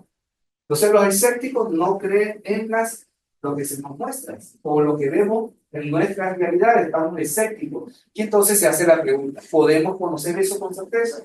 La epistemología ofrece respuestas. ¿Cuáles son? Fundacionalismo, coherentismo, contextualismo y pragmatismo. Son respuestas precisamente que da la epistemología para poder abordar ese escepticismo en el cual vivimos en nuestra actualidad. El primero propone que el conocimiento se basa en creencias fundamentales, indudables o autoevidentes, que sirven de base para justificar otras creencias. ¿A qué me refiero esto? Por ejemplo, ¿han escuchado el cogito ergo sum de René Descartes? Cogito ergo sum. Esa es una premisa que él utiliza en su pensamiento. El cogito ergo sum significa pienso, luego existo. ¿Sí? ¿Por qué sé que yo existo? Porque yo pienso. Entonces no hay duda precisamente de lo que estoy diciendo. Porque si yo no existiera, no pienso. Entonces yo sí pienso, como pienso, existo. Es una premisa que utilizó él y que fue el origen del racionalismo, que veremos más adelante. Coherentismo. Sostiene que una creencia está justificada si forma parte de un sistema coherente de creencias mutuamente apoyadas. Lo que creo yo, si lo cree ella, lo cree Carlos, lo cree usted, eso es precisamente, allí hay una certeza de que existe una cierta verdad. ¿Ok? Pero tiene que ver precisamente con un sistema coherente de creencias. O sea, ya está establecido culturalmente. Por eso es interesante, esto me pasó hace poco. Cuando uno desarrolla trabajo, esto también para ustedes, uno está en un doctorado, uno tiene que ir publicando, pero uno tiene que ir publicando en función de los avances que estoy haciendo en mi proceso de investigación. Porque uno de los requisitos para uno poder graduarse de doctor es que usted tenga publicaciones. ¿Sí? Eso es obligatorio. Si usted no tiene publicaciones al final de su así de tesis, usted no se puede graduar. Usted necesita obligatoriamente publicaciones. Entonces, tuve una discordancia con un grupo de personas porque precisamente, o por tradición, cuando yo estoy haciendo un estudio de posgrado y yo publico, tiene que ser sobre mi investigación para que me la valide para yo graduarme. Pero en este caso surgió la controversia que la persona publicó artículos, pero no tenía que ver con su investigación. ¿Merece o no merece que se lo acepten como parte de los requisitos? Como no está establecido en la norma, pues hay que aceptárselo porque la norma no lo dice. Pero por tradición académica, que no está establecido, pero es una tradición. Por lógica, tiene que Y por la publicar lo que le formación, corresponde a la exactamente. tesis que va a realizar. Exactamente, pero es por tradición académica. Entonces, la tradición académica es a veces hasta tan valedera como precisamente una norma, porque es lo que tenemos como herencia cultural precisamente en los procesos de la academia. Como un costumbrismo. Se hace. No, como la tradición. Por ejemplo, en Venezuela, nosotros tradicionalmente en diciembre hacemos Son costumbres. la hallaca, exactamente, Las costumbres. pero es una tradición, es tan importante la tradición. Porque se da por el paso del Exactamente. tiempo. Y entonces es válida. Eso se entiende. Exacto. Exactamente. Entonces, dentro del mundo académico, entramos en esa disyuntiva. No está en la norma, pero ¿qué pesa más, la norma o la tradición? Y en este caso, como no estaba en la norma, pues estableció la norma. Pero es una tradición académica que las publicaciones sean en función de nuestro. Por eso el doctor George al inicio decía, acostúmbrese que cada vez que vea un seminario, vayan conectando con su investigación. Vayan conectando con su investigación. Precisamente ¿por qué? Por la tradición. Exactamente. Y es importante y pesa. A eso es que hablo en esa parte del coherentismo. Contextualismo argumenta que la justificación y el conocimiento depende del concepto y pueden variar según la circunstancia. Permite que ciertos conocimientos sean considerados justificados en contexto específico sin exigir certeza absoluta. Eso se da en muchos casos, y sobre todo en el área del derecho. Pues sucedió tal cuestión, tal caso, pero ya lo están estudiando en función del contexto como se dio tal situación. Y si las normas se adaptan o no se adaptan precisamente a eso que se está dando. Entonces, una respuesta a eso es el contextualismo. Y el pragmatismo defiende que el valor del conocimiento radica en su utilidad práctica y su capacidad para resolver problemas. Un conocimiento es útil si me sirve para resolver un problema. ¿Sí?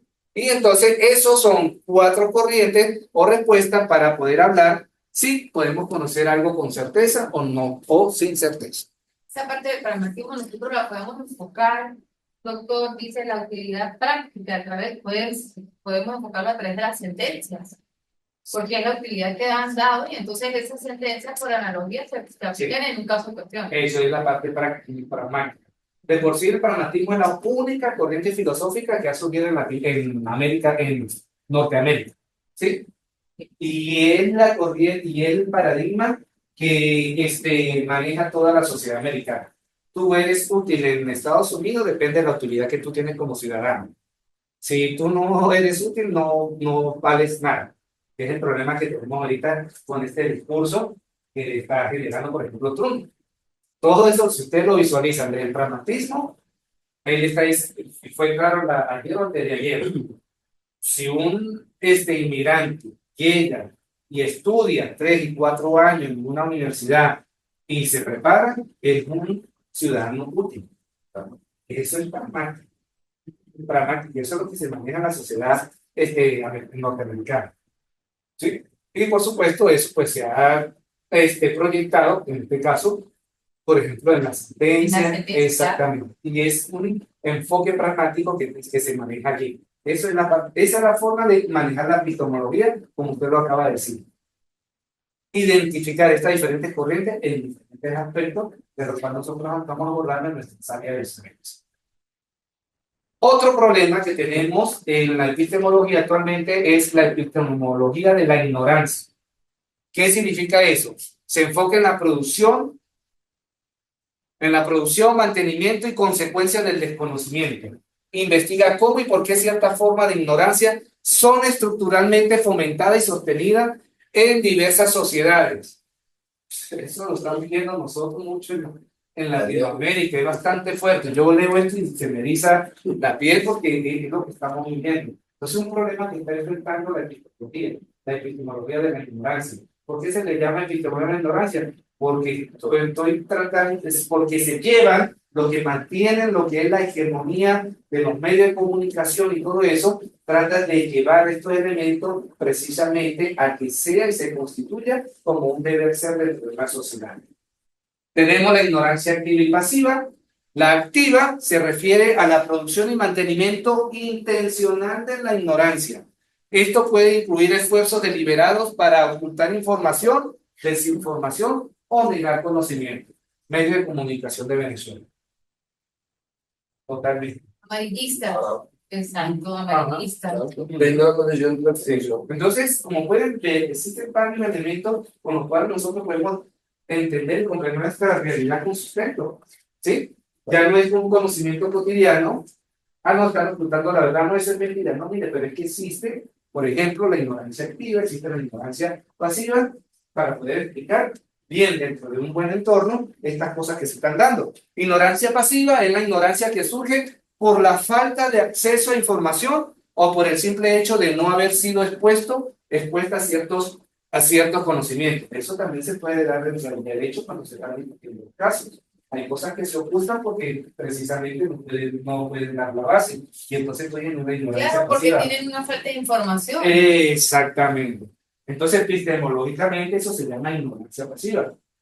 La ignorancia constructiva, la creación de ignorancia como una estrategia para ejercer el poder o el control. Eso es totalmente algo político, ¿verdad? Los mecanismos de producción de ignorancia. ¿Cuáles son los mecanismos? Supresión de la información.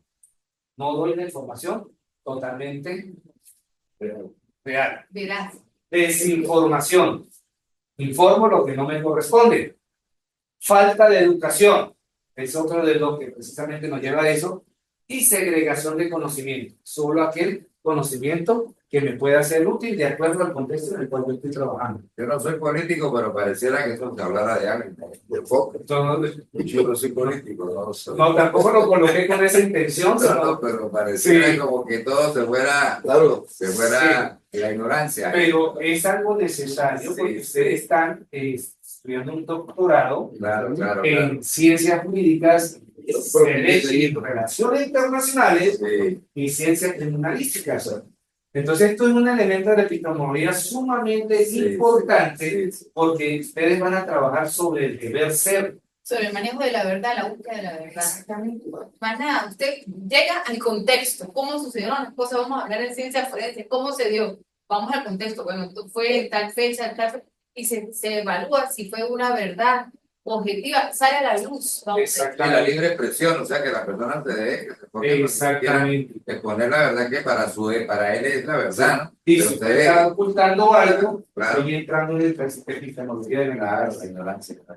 Porque usted está construyendo la ignorancia, porque está ocultando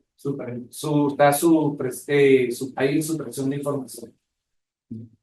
Consecuencia de la ignorancia, desigualdad social. toma de decisiones inadecuadas y el mantenimiento del status quo. Es lo más importante dentro de este proceso. ¿Qué significa este proceso? Precisamente lo que mantiene el poder. Adelante. Discúlpeme un momentico, doctor. Necesito pasar por aquí. Sí, no se preocupe, no hay problema. Entonces, precisamente se utiliza la ignorancia para eso, para el mantenimiento del status quo, y lo estamos viendo en nuestra situación política mundial. Totalmente. Entonces, el principal término con que se está trabajando, por verdad, ignorancia, escepticismo, para crecer el dominio. Entonces, se los presento, porque nuestro proceso de investigación no puede entrar en estos terrenos. No puede entrar. Si vamos a construir conocimiento, hay que construir conocimiento desde la verdad y la certeza. ¿Okay? El contexto histórico y cultural del conocimiento, entonces el conocimiento se encuentra condicionado por el contexto en el que se desarrolla, lo que implica que sus validez, métodos y objetos de estudio están influenciados por factores históricos y culturales. Todo proceso de investigación tiene estas incidencias. Cuando yo estudio un caso específico, tengo que ver precisamente el contexto. No lo puedo tratar de una forma muy general, porque el contexto es el que me va a determinar, y eso se está utilizando actualmente en la investigación, sobre todo a nivel doctoral, que son más contextuales, más que generales, como puede ser una maestría o una especialización. Entonces, como son contextuales, obligatoriamente tengo que estudiar los nodos culturales sociales que implica precisamente ese proceso de investigación, porque eso va a delinear precisamente hacia dónde van las investigaciones. ¿Okay? Teoría del conocimiento, que es uno de los temas importantes dentro de lo que es la epistemología. Y aquí pues vamos a hablar de tres elementos sumamente importantes: racionalismo y empirismo, el problema de la inducción y la deducción, y el giro pragmatista. ¿Sí? Son tres enfoques o líneas muy importantes para tratar nosotros actualmente lo que es la teoría del conocimiento. Racionalismo, muy sencillo, sostiene que todo conocimiento proviene de la razón. Y el empirismo, simplemente que todo conocimiento proviene de la experiencia sensorial del ser humano.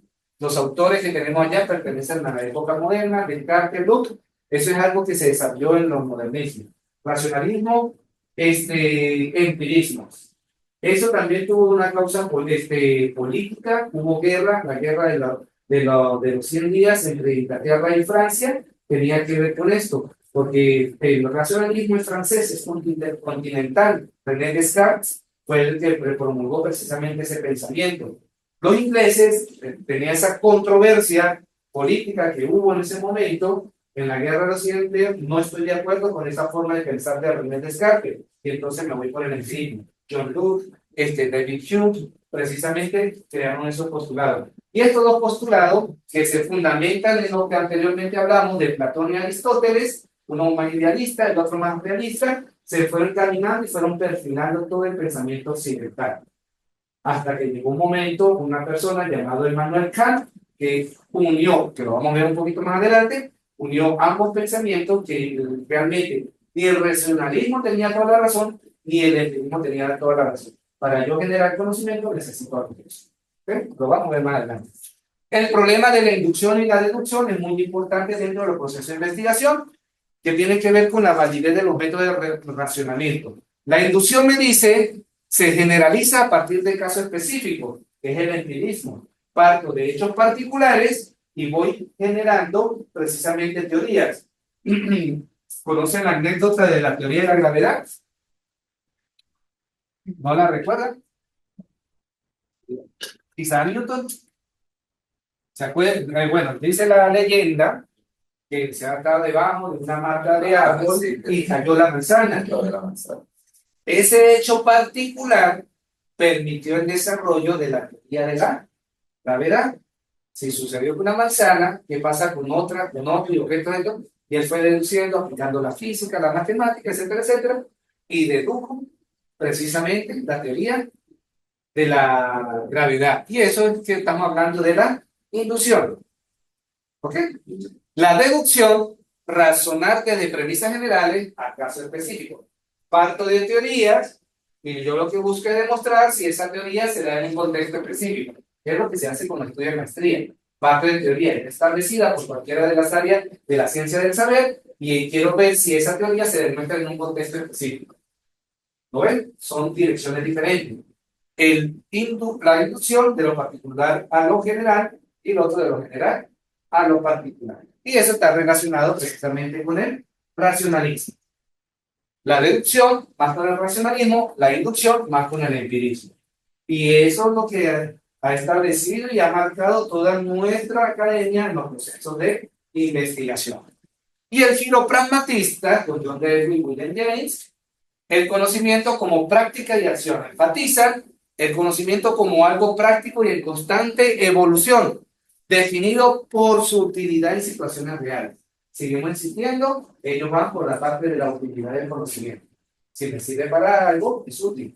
Por ejemplo, esto lo utilizo mucho en mi caso, porque realmente filosofía, hay mucha gente que la estudia, pero quien la practica o la ejerce, somos muy pocos. ¿Para qué la filosofía? ¿En qué te sirve? Bueno, precisamente la filosofía es la que me está haciendo a mí útil precisamente en estos momentos para generar recursos de manutención. Otros que no la ven así, pero es un conocimiento, en mi caso, totalmente útil. Para otros sería un conocimiento totalmente inútil. ¿Sí?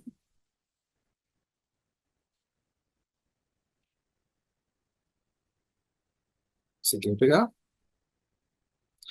Ajá. Ay, Dios mío, dice aquí que la batería se está agotando.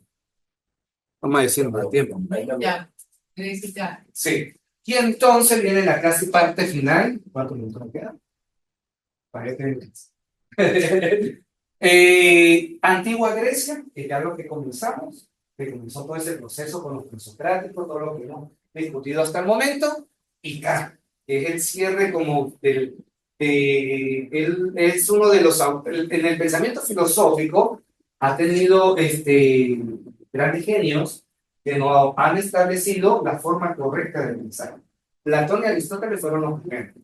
En la época medieval tuvo mucha influencia de la Iglesia Católica, pero quien nos dejó una gran formación fue Santo Tomás de Aquino, y quien dio el inicio al proceso de transformación de esa época totalmente cerrada a lo que era el conocimiento de la Iglesia fue Guillermo de Ockham, que nos habla de lo que es la navaja del conocimiento. ¿Qué manifestaba él?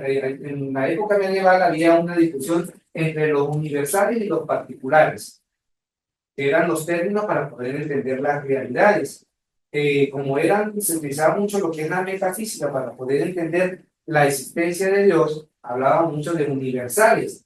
Pero pasa y resulta que Guillermo de Ockham, que era un fraile franciscano, él decía, no, eso no es suficiente para entender las realidades. Necesitamos conocer los particulares para poder llegar a eso universal.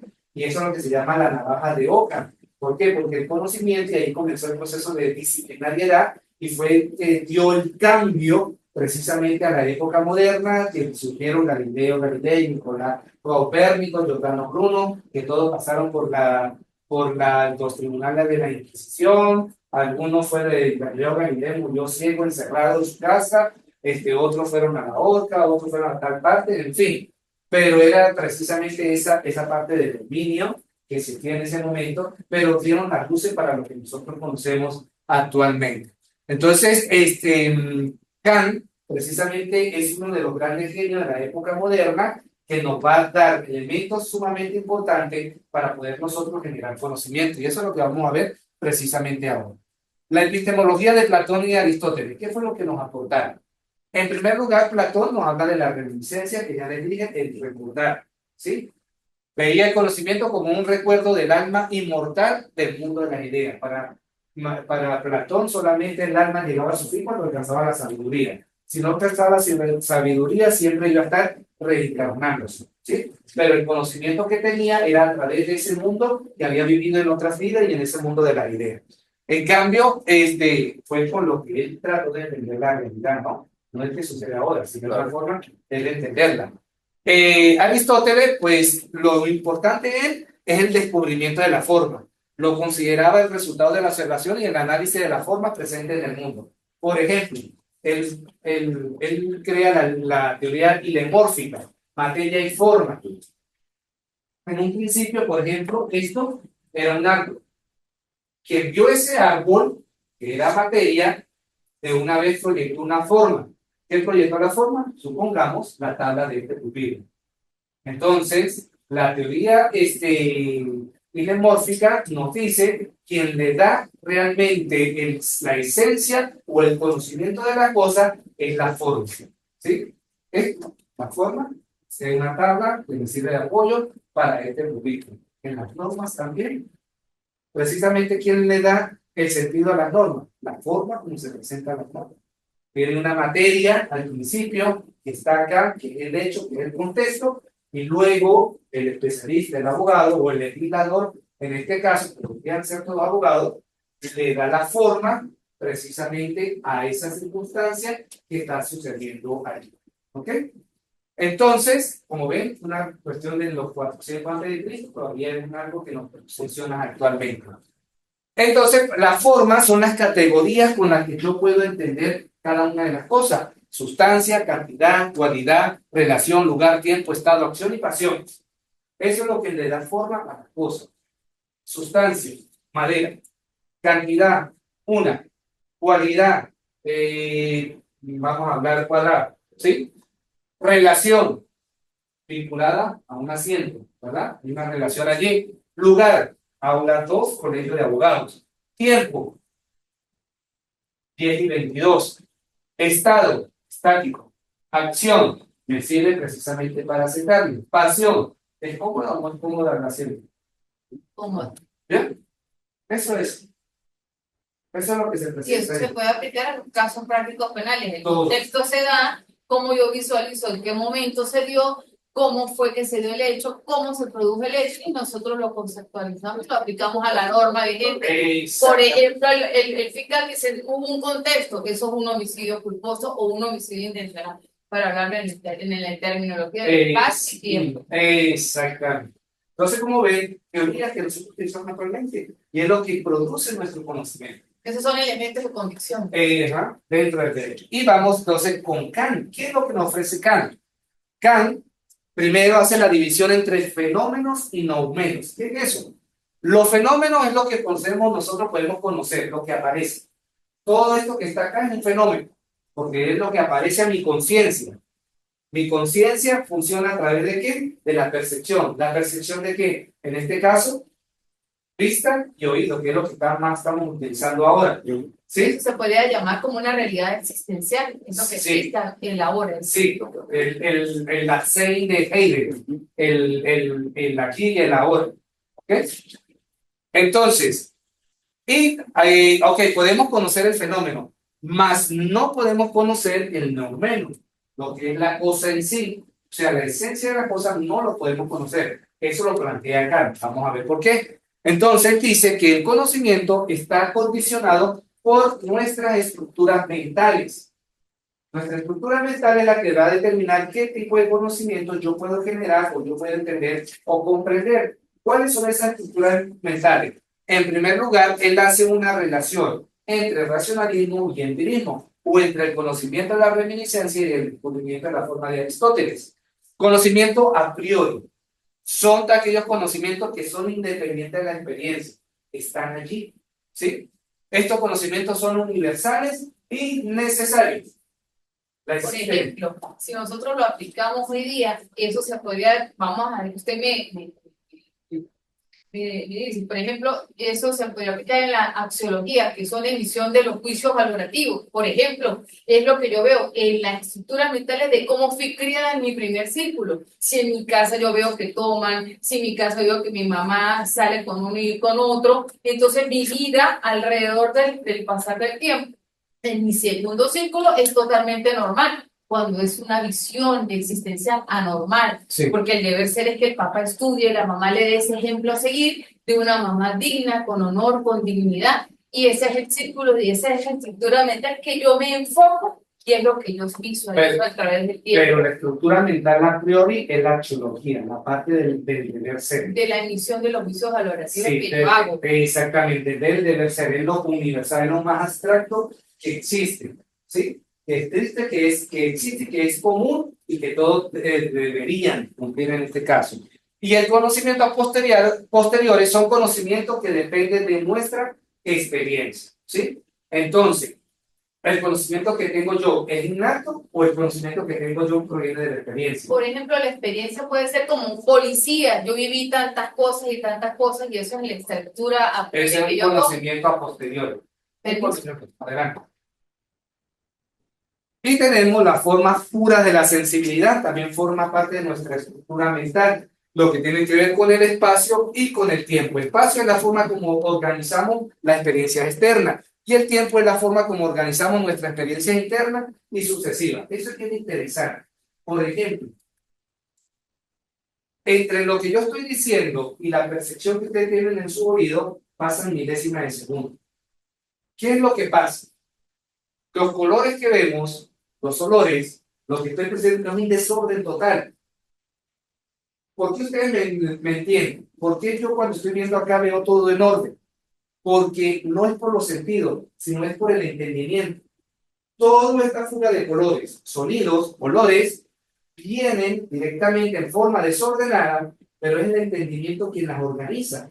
Entonces, es milésima de segundo entre lo que yo estoy diciendo y en el momento en que ustedes están captando. Y el entendimiento está procesando esa información. Y de eso es que nos habla precisamente Kant en esto. ¿Cómo entendemos, comprendemos nosotros la realidad? La percepción de los sentidos nos sirve, ¿sí? Pero es totalmente desordenado. Entonces, la parte interna, el entendimiento, razona, toma esa información, la procesa y le da el sentido, según mi estructura mental. Y esa estructura mental tiene que ver con el espacio y el tiempo. Y la categoría de entendimiento, cantidad, que tiene que ver con unidad, pluralidad y totalidad, cualidad, realidad, negación y limitación, relación, sustancia, accidente, casualidad, acción recíproca, modalidad, posibilidad, existencia y necesidad.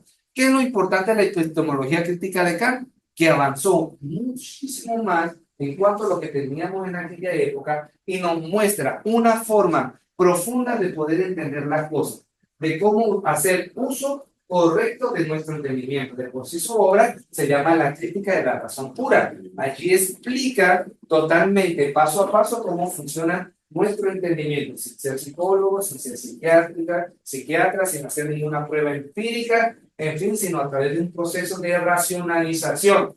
Y es precisamente elementos que aportaron al desarrollo posteriormente de la psicología, de la fenomenología y de todos estos elementos. ¿Okay? ¿Ves? Me quedan 2 minutos. La transición, entonces, viene la transición de la metafísica a la epistemología moderna, ¿sí? La metafísica es cuando es aquellos elementos sustanciales de lo que son las cosas. Claro, lo que pasa es que es un término que viene posteriormente. Aristóteles realmente lo que escribió fue el libro de la física, ¿sí? Pero cuando estaba en la biblioteca de Alejandría, las personas cuando llegaban a consultar los libros de Aristóteles, iban a buscar los libros que hablaban sobre la ontología, decían, no, busquen el libro que está más allá de la física. Y entonces por eso que la ontología luego se transformó en metafísica. Pero realmente es lo que trata de ontología en su obra. ¿Qué es lo que nos habla allí? ¿Qué es esta transformación? Precisamente viene a partir del desarrollo del pensamiento de Immanuel Kant. Él critica la metafísica tradicional, dice que aquellos elementos que son trascendentales no lo podemos conocer. Simplemente, él argumenta precisamente que esos elementos metafísicos no se pueden demostrar en ser. Se puede demostrar, pero lo utilizamos en nuestro lenguaje. Voy a un caso. El caballo es blanco. Casi no se ve Ajá. Ah, El caballo es blanco. ya, una premisa, ¿sí? ¿Sí? Ajá. Si yo quito esto, ¿qué me dice? Caballo blanco. Sigue en 2 formas, ¿verdad? Si yo le quito esto, queda en el aire, el caballo es. Queda más universal, ¿verdad? Ajá. Y si yo quito esto, ¿qué me queda? Él es, o sea, no sabría de dónde. Me queda un ser, una esencia. A eso es que me refiero a la metafísica, ¿sí? A pesar de que no lo puedo demostrar, no lo puedo evidenciar con evidencias, pero es algo que utilizamos en nuestro vocabulario. ¿Cuál es el verbo principal cuando yo voy a empezar a estudiar inglés o cualquier otro idioma? Yo No, ¿cuál es el principal verbo que estudio? Primero, ser, el estudiar, verbo, el ajá, to be y el verbo ajá, ser o estar. exacto. ¿Por qué se utiliza primero el verbo ser o estar? Precisamente porque es el verbo que nos identifica la esencia de las cosas. ¿Ven? Lo utilizamos en nuestro lenguaje. Kant dice que eso no se puede demostrar, es verdad, empíricamente, pero forman parte de nuestra esencia, porque es la forma en que nosotros podemos identificar las cosas. Por ejemplo, si te dejo la frase completa, ¿cuál es la esencia del caballo? Ser blanco, ¿verdad? Exactamente. Entonces es algo que utilizamos nosotros en nuestro lenguaje. Cada vez que utilizamos es o está, pero ser o estar, precisamente estamos hablando de la esencia del ser que estamos nosotros estudiando. Importante tener eso en orden, porque eso lo vamos a utilizar nosotros muchísimo en las investigaciones, sobre todo cuando vamos a determinar unos objetivos de investigación. ¿Okay? Otra de las cosas que él habla es sobre la introducción a la epistemología. Introdujo cómo el estudio de los límites y las condiciones del conocimiento humano en su obra Crítica de la Razón Pura propuso que nuestro conocimiento está ilimitado por la estructura de nuestra mente y no por la realidad en sí misma.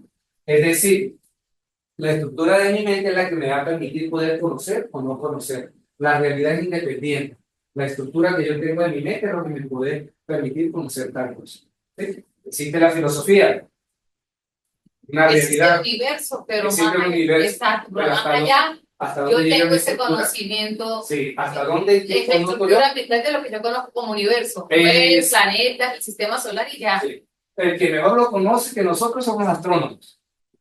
Pero si nosotros ponemos a estudiar el universo, La estructura que yo tengo es hasta ahí. hasta ahí. Exactamente. Una estrella, no conozco las constelaciones, pero sé que eso son estrellas. Aquella luz que brilla más allá, el vecino me dijo que era Júpiter o era Marte, cosas así, ¿no? Pero la estructura mental es la que determina realmente qué es lo que yo quiero o no quiero conocer.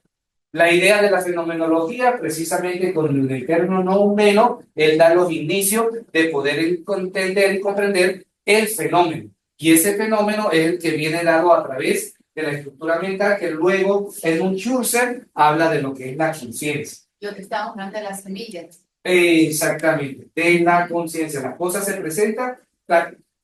Una de las cosas interesantes, nosotros no solamente tenemos estos sentidos, oído, olfato, vista, tacto, no. Tenemos otro más que a veces se lo aplicamos puro a ellas, ¿no? Que ellas tienen el séptimo sentido. Que es Ellas pelean por todo, vamos a decir así. esa es la estructura que ellas tienen, Sí, nosotras. sí. Son unas peleonas. Sí, Esa entonces, es la estructura mental que ellas tienen. pero todos los tenemos, que es la intuición. La intuición no es que, no, que yo voy a intuir que ahorita va a llover, no. La intuición significa que yo puedo conocer más allá de lo que puede ver mi percepción. Y eso se utiliza en los procesos de investigación, que es lo que vamos a ejercitar con las actividades que tenemos acá. Vamos a intuir un problema. No es que lo vamos a ver, lo vamos a percibir, no. Vamos a hacer un proceso de intuición. Voy a ver precisamente con mi conciencia cuál es el problema que yo quiero abordar.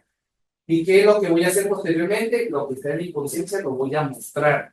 ¿Y lo voy a mostrar a través de qué? De la escritura, desde el diálogo, en fin, que son las actividades a desarrollar. Pero tenemos que aprender a utilizar nuestra intuición investigativa. Ustedes lo utilizan en el área del derecho más todavía, porque ustedes están en un constante investigación para poder atender la utilidad de casos que se les presentan.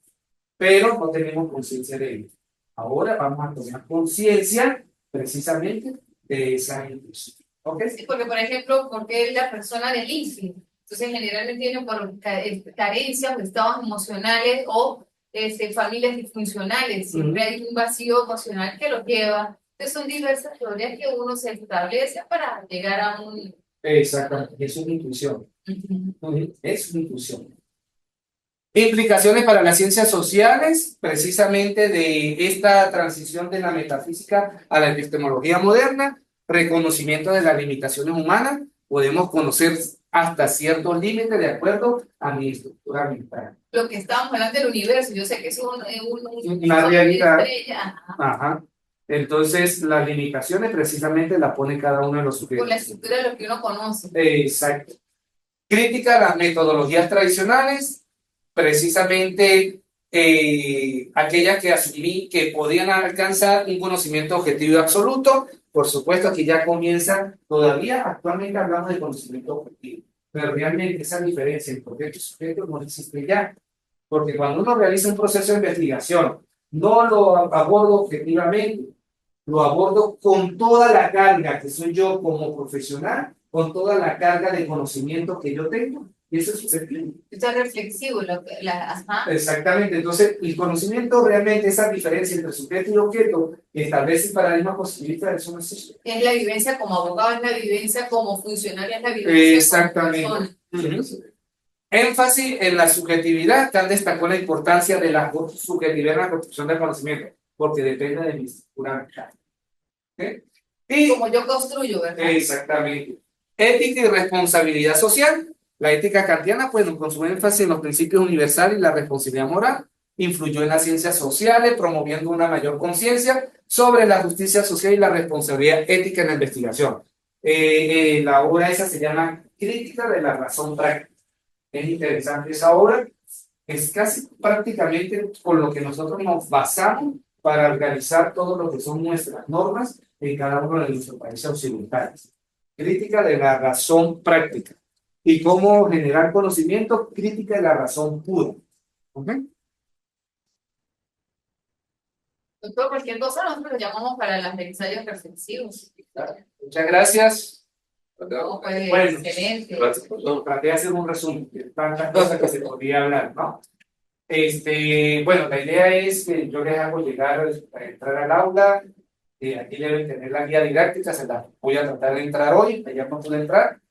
Montarle la guía práctica para que ustedes vean, ahí hay referencia, hay algunos textos, pueden buscar otros textos también. Este material también se los voy a facilitar para que ustedes más o menos lean, recuerden, etcétera, etcétera. Cuando vayan a realizar la actividad 1, pues ustedes me preguntan, la actividad 1 es un ensayo corto, entre 1 a 3, yo coloco máximo 3, no más de 3, ¿sí? Ahí están las normas, cómo hacerlo, etcétera. Simplemente tomar un caso donde yo pueda comparar conocimiento cotidiano, conocimiento científico, como el que le presenté yo de Galileo Galilei, ¿sí? Pueden tomar el caso de Giordano Bruno, por ejemplo. Pueden tomar lo que pudo haber sucedido en la Segunda Guerra Mundial, en la cuestión del Holocausto, o algún caso en particular en el cual ustedes tuvieron que enfrentar conocimiento cotidiano y conocimiento científico en el área de derecho. ¿Sí? Porque a veces aquí entramos en juego lo que está dentro del contexto cultural de lo que cree el medio que es correcto, pero la norma me dice que no es correcto. Y la norma viene a partir de todo un desarrollo de contexto demostrable y de conocimiento científico. Puedo hacer esa comparación. ¿Sí? ¿Qué es la idea acá? Vamos a empezar a ejercitar de tal manera que cuando yo realice mi proceso de investigación, no me esté involucrando con un conocimiento cotidiano, sino debo estar un poquito más arriba con un conocimiento científico. ¿Sí? Es un ejercicio. Entre 1 a 3 cuartillas, no más de allá. Sí. De todas maneras, cualquier duda, cualquier inquietud, pues ustedes me escriben al celular. Si no les contesto en el momento es que estoy en alguna otra clase virtual o estoy en una reunión, o nada, sí, pero yo les contesto en su momento preciso. ¿Sí? Su número, profesor, y debía estar 0424 863 1499. Sí, José Moncaros.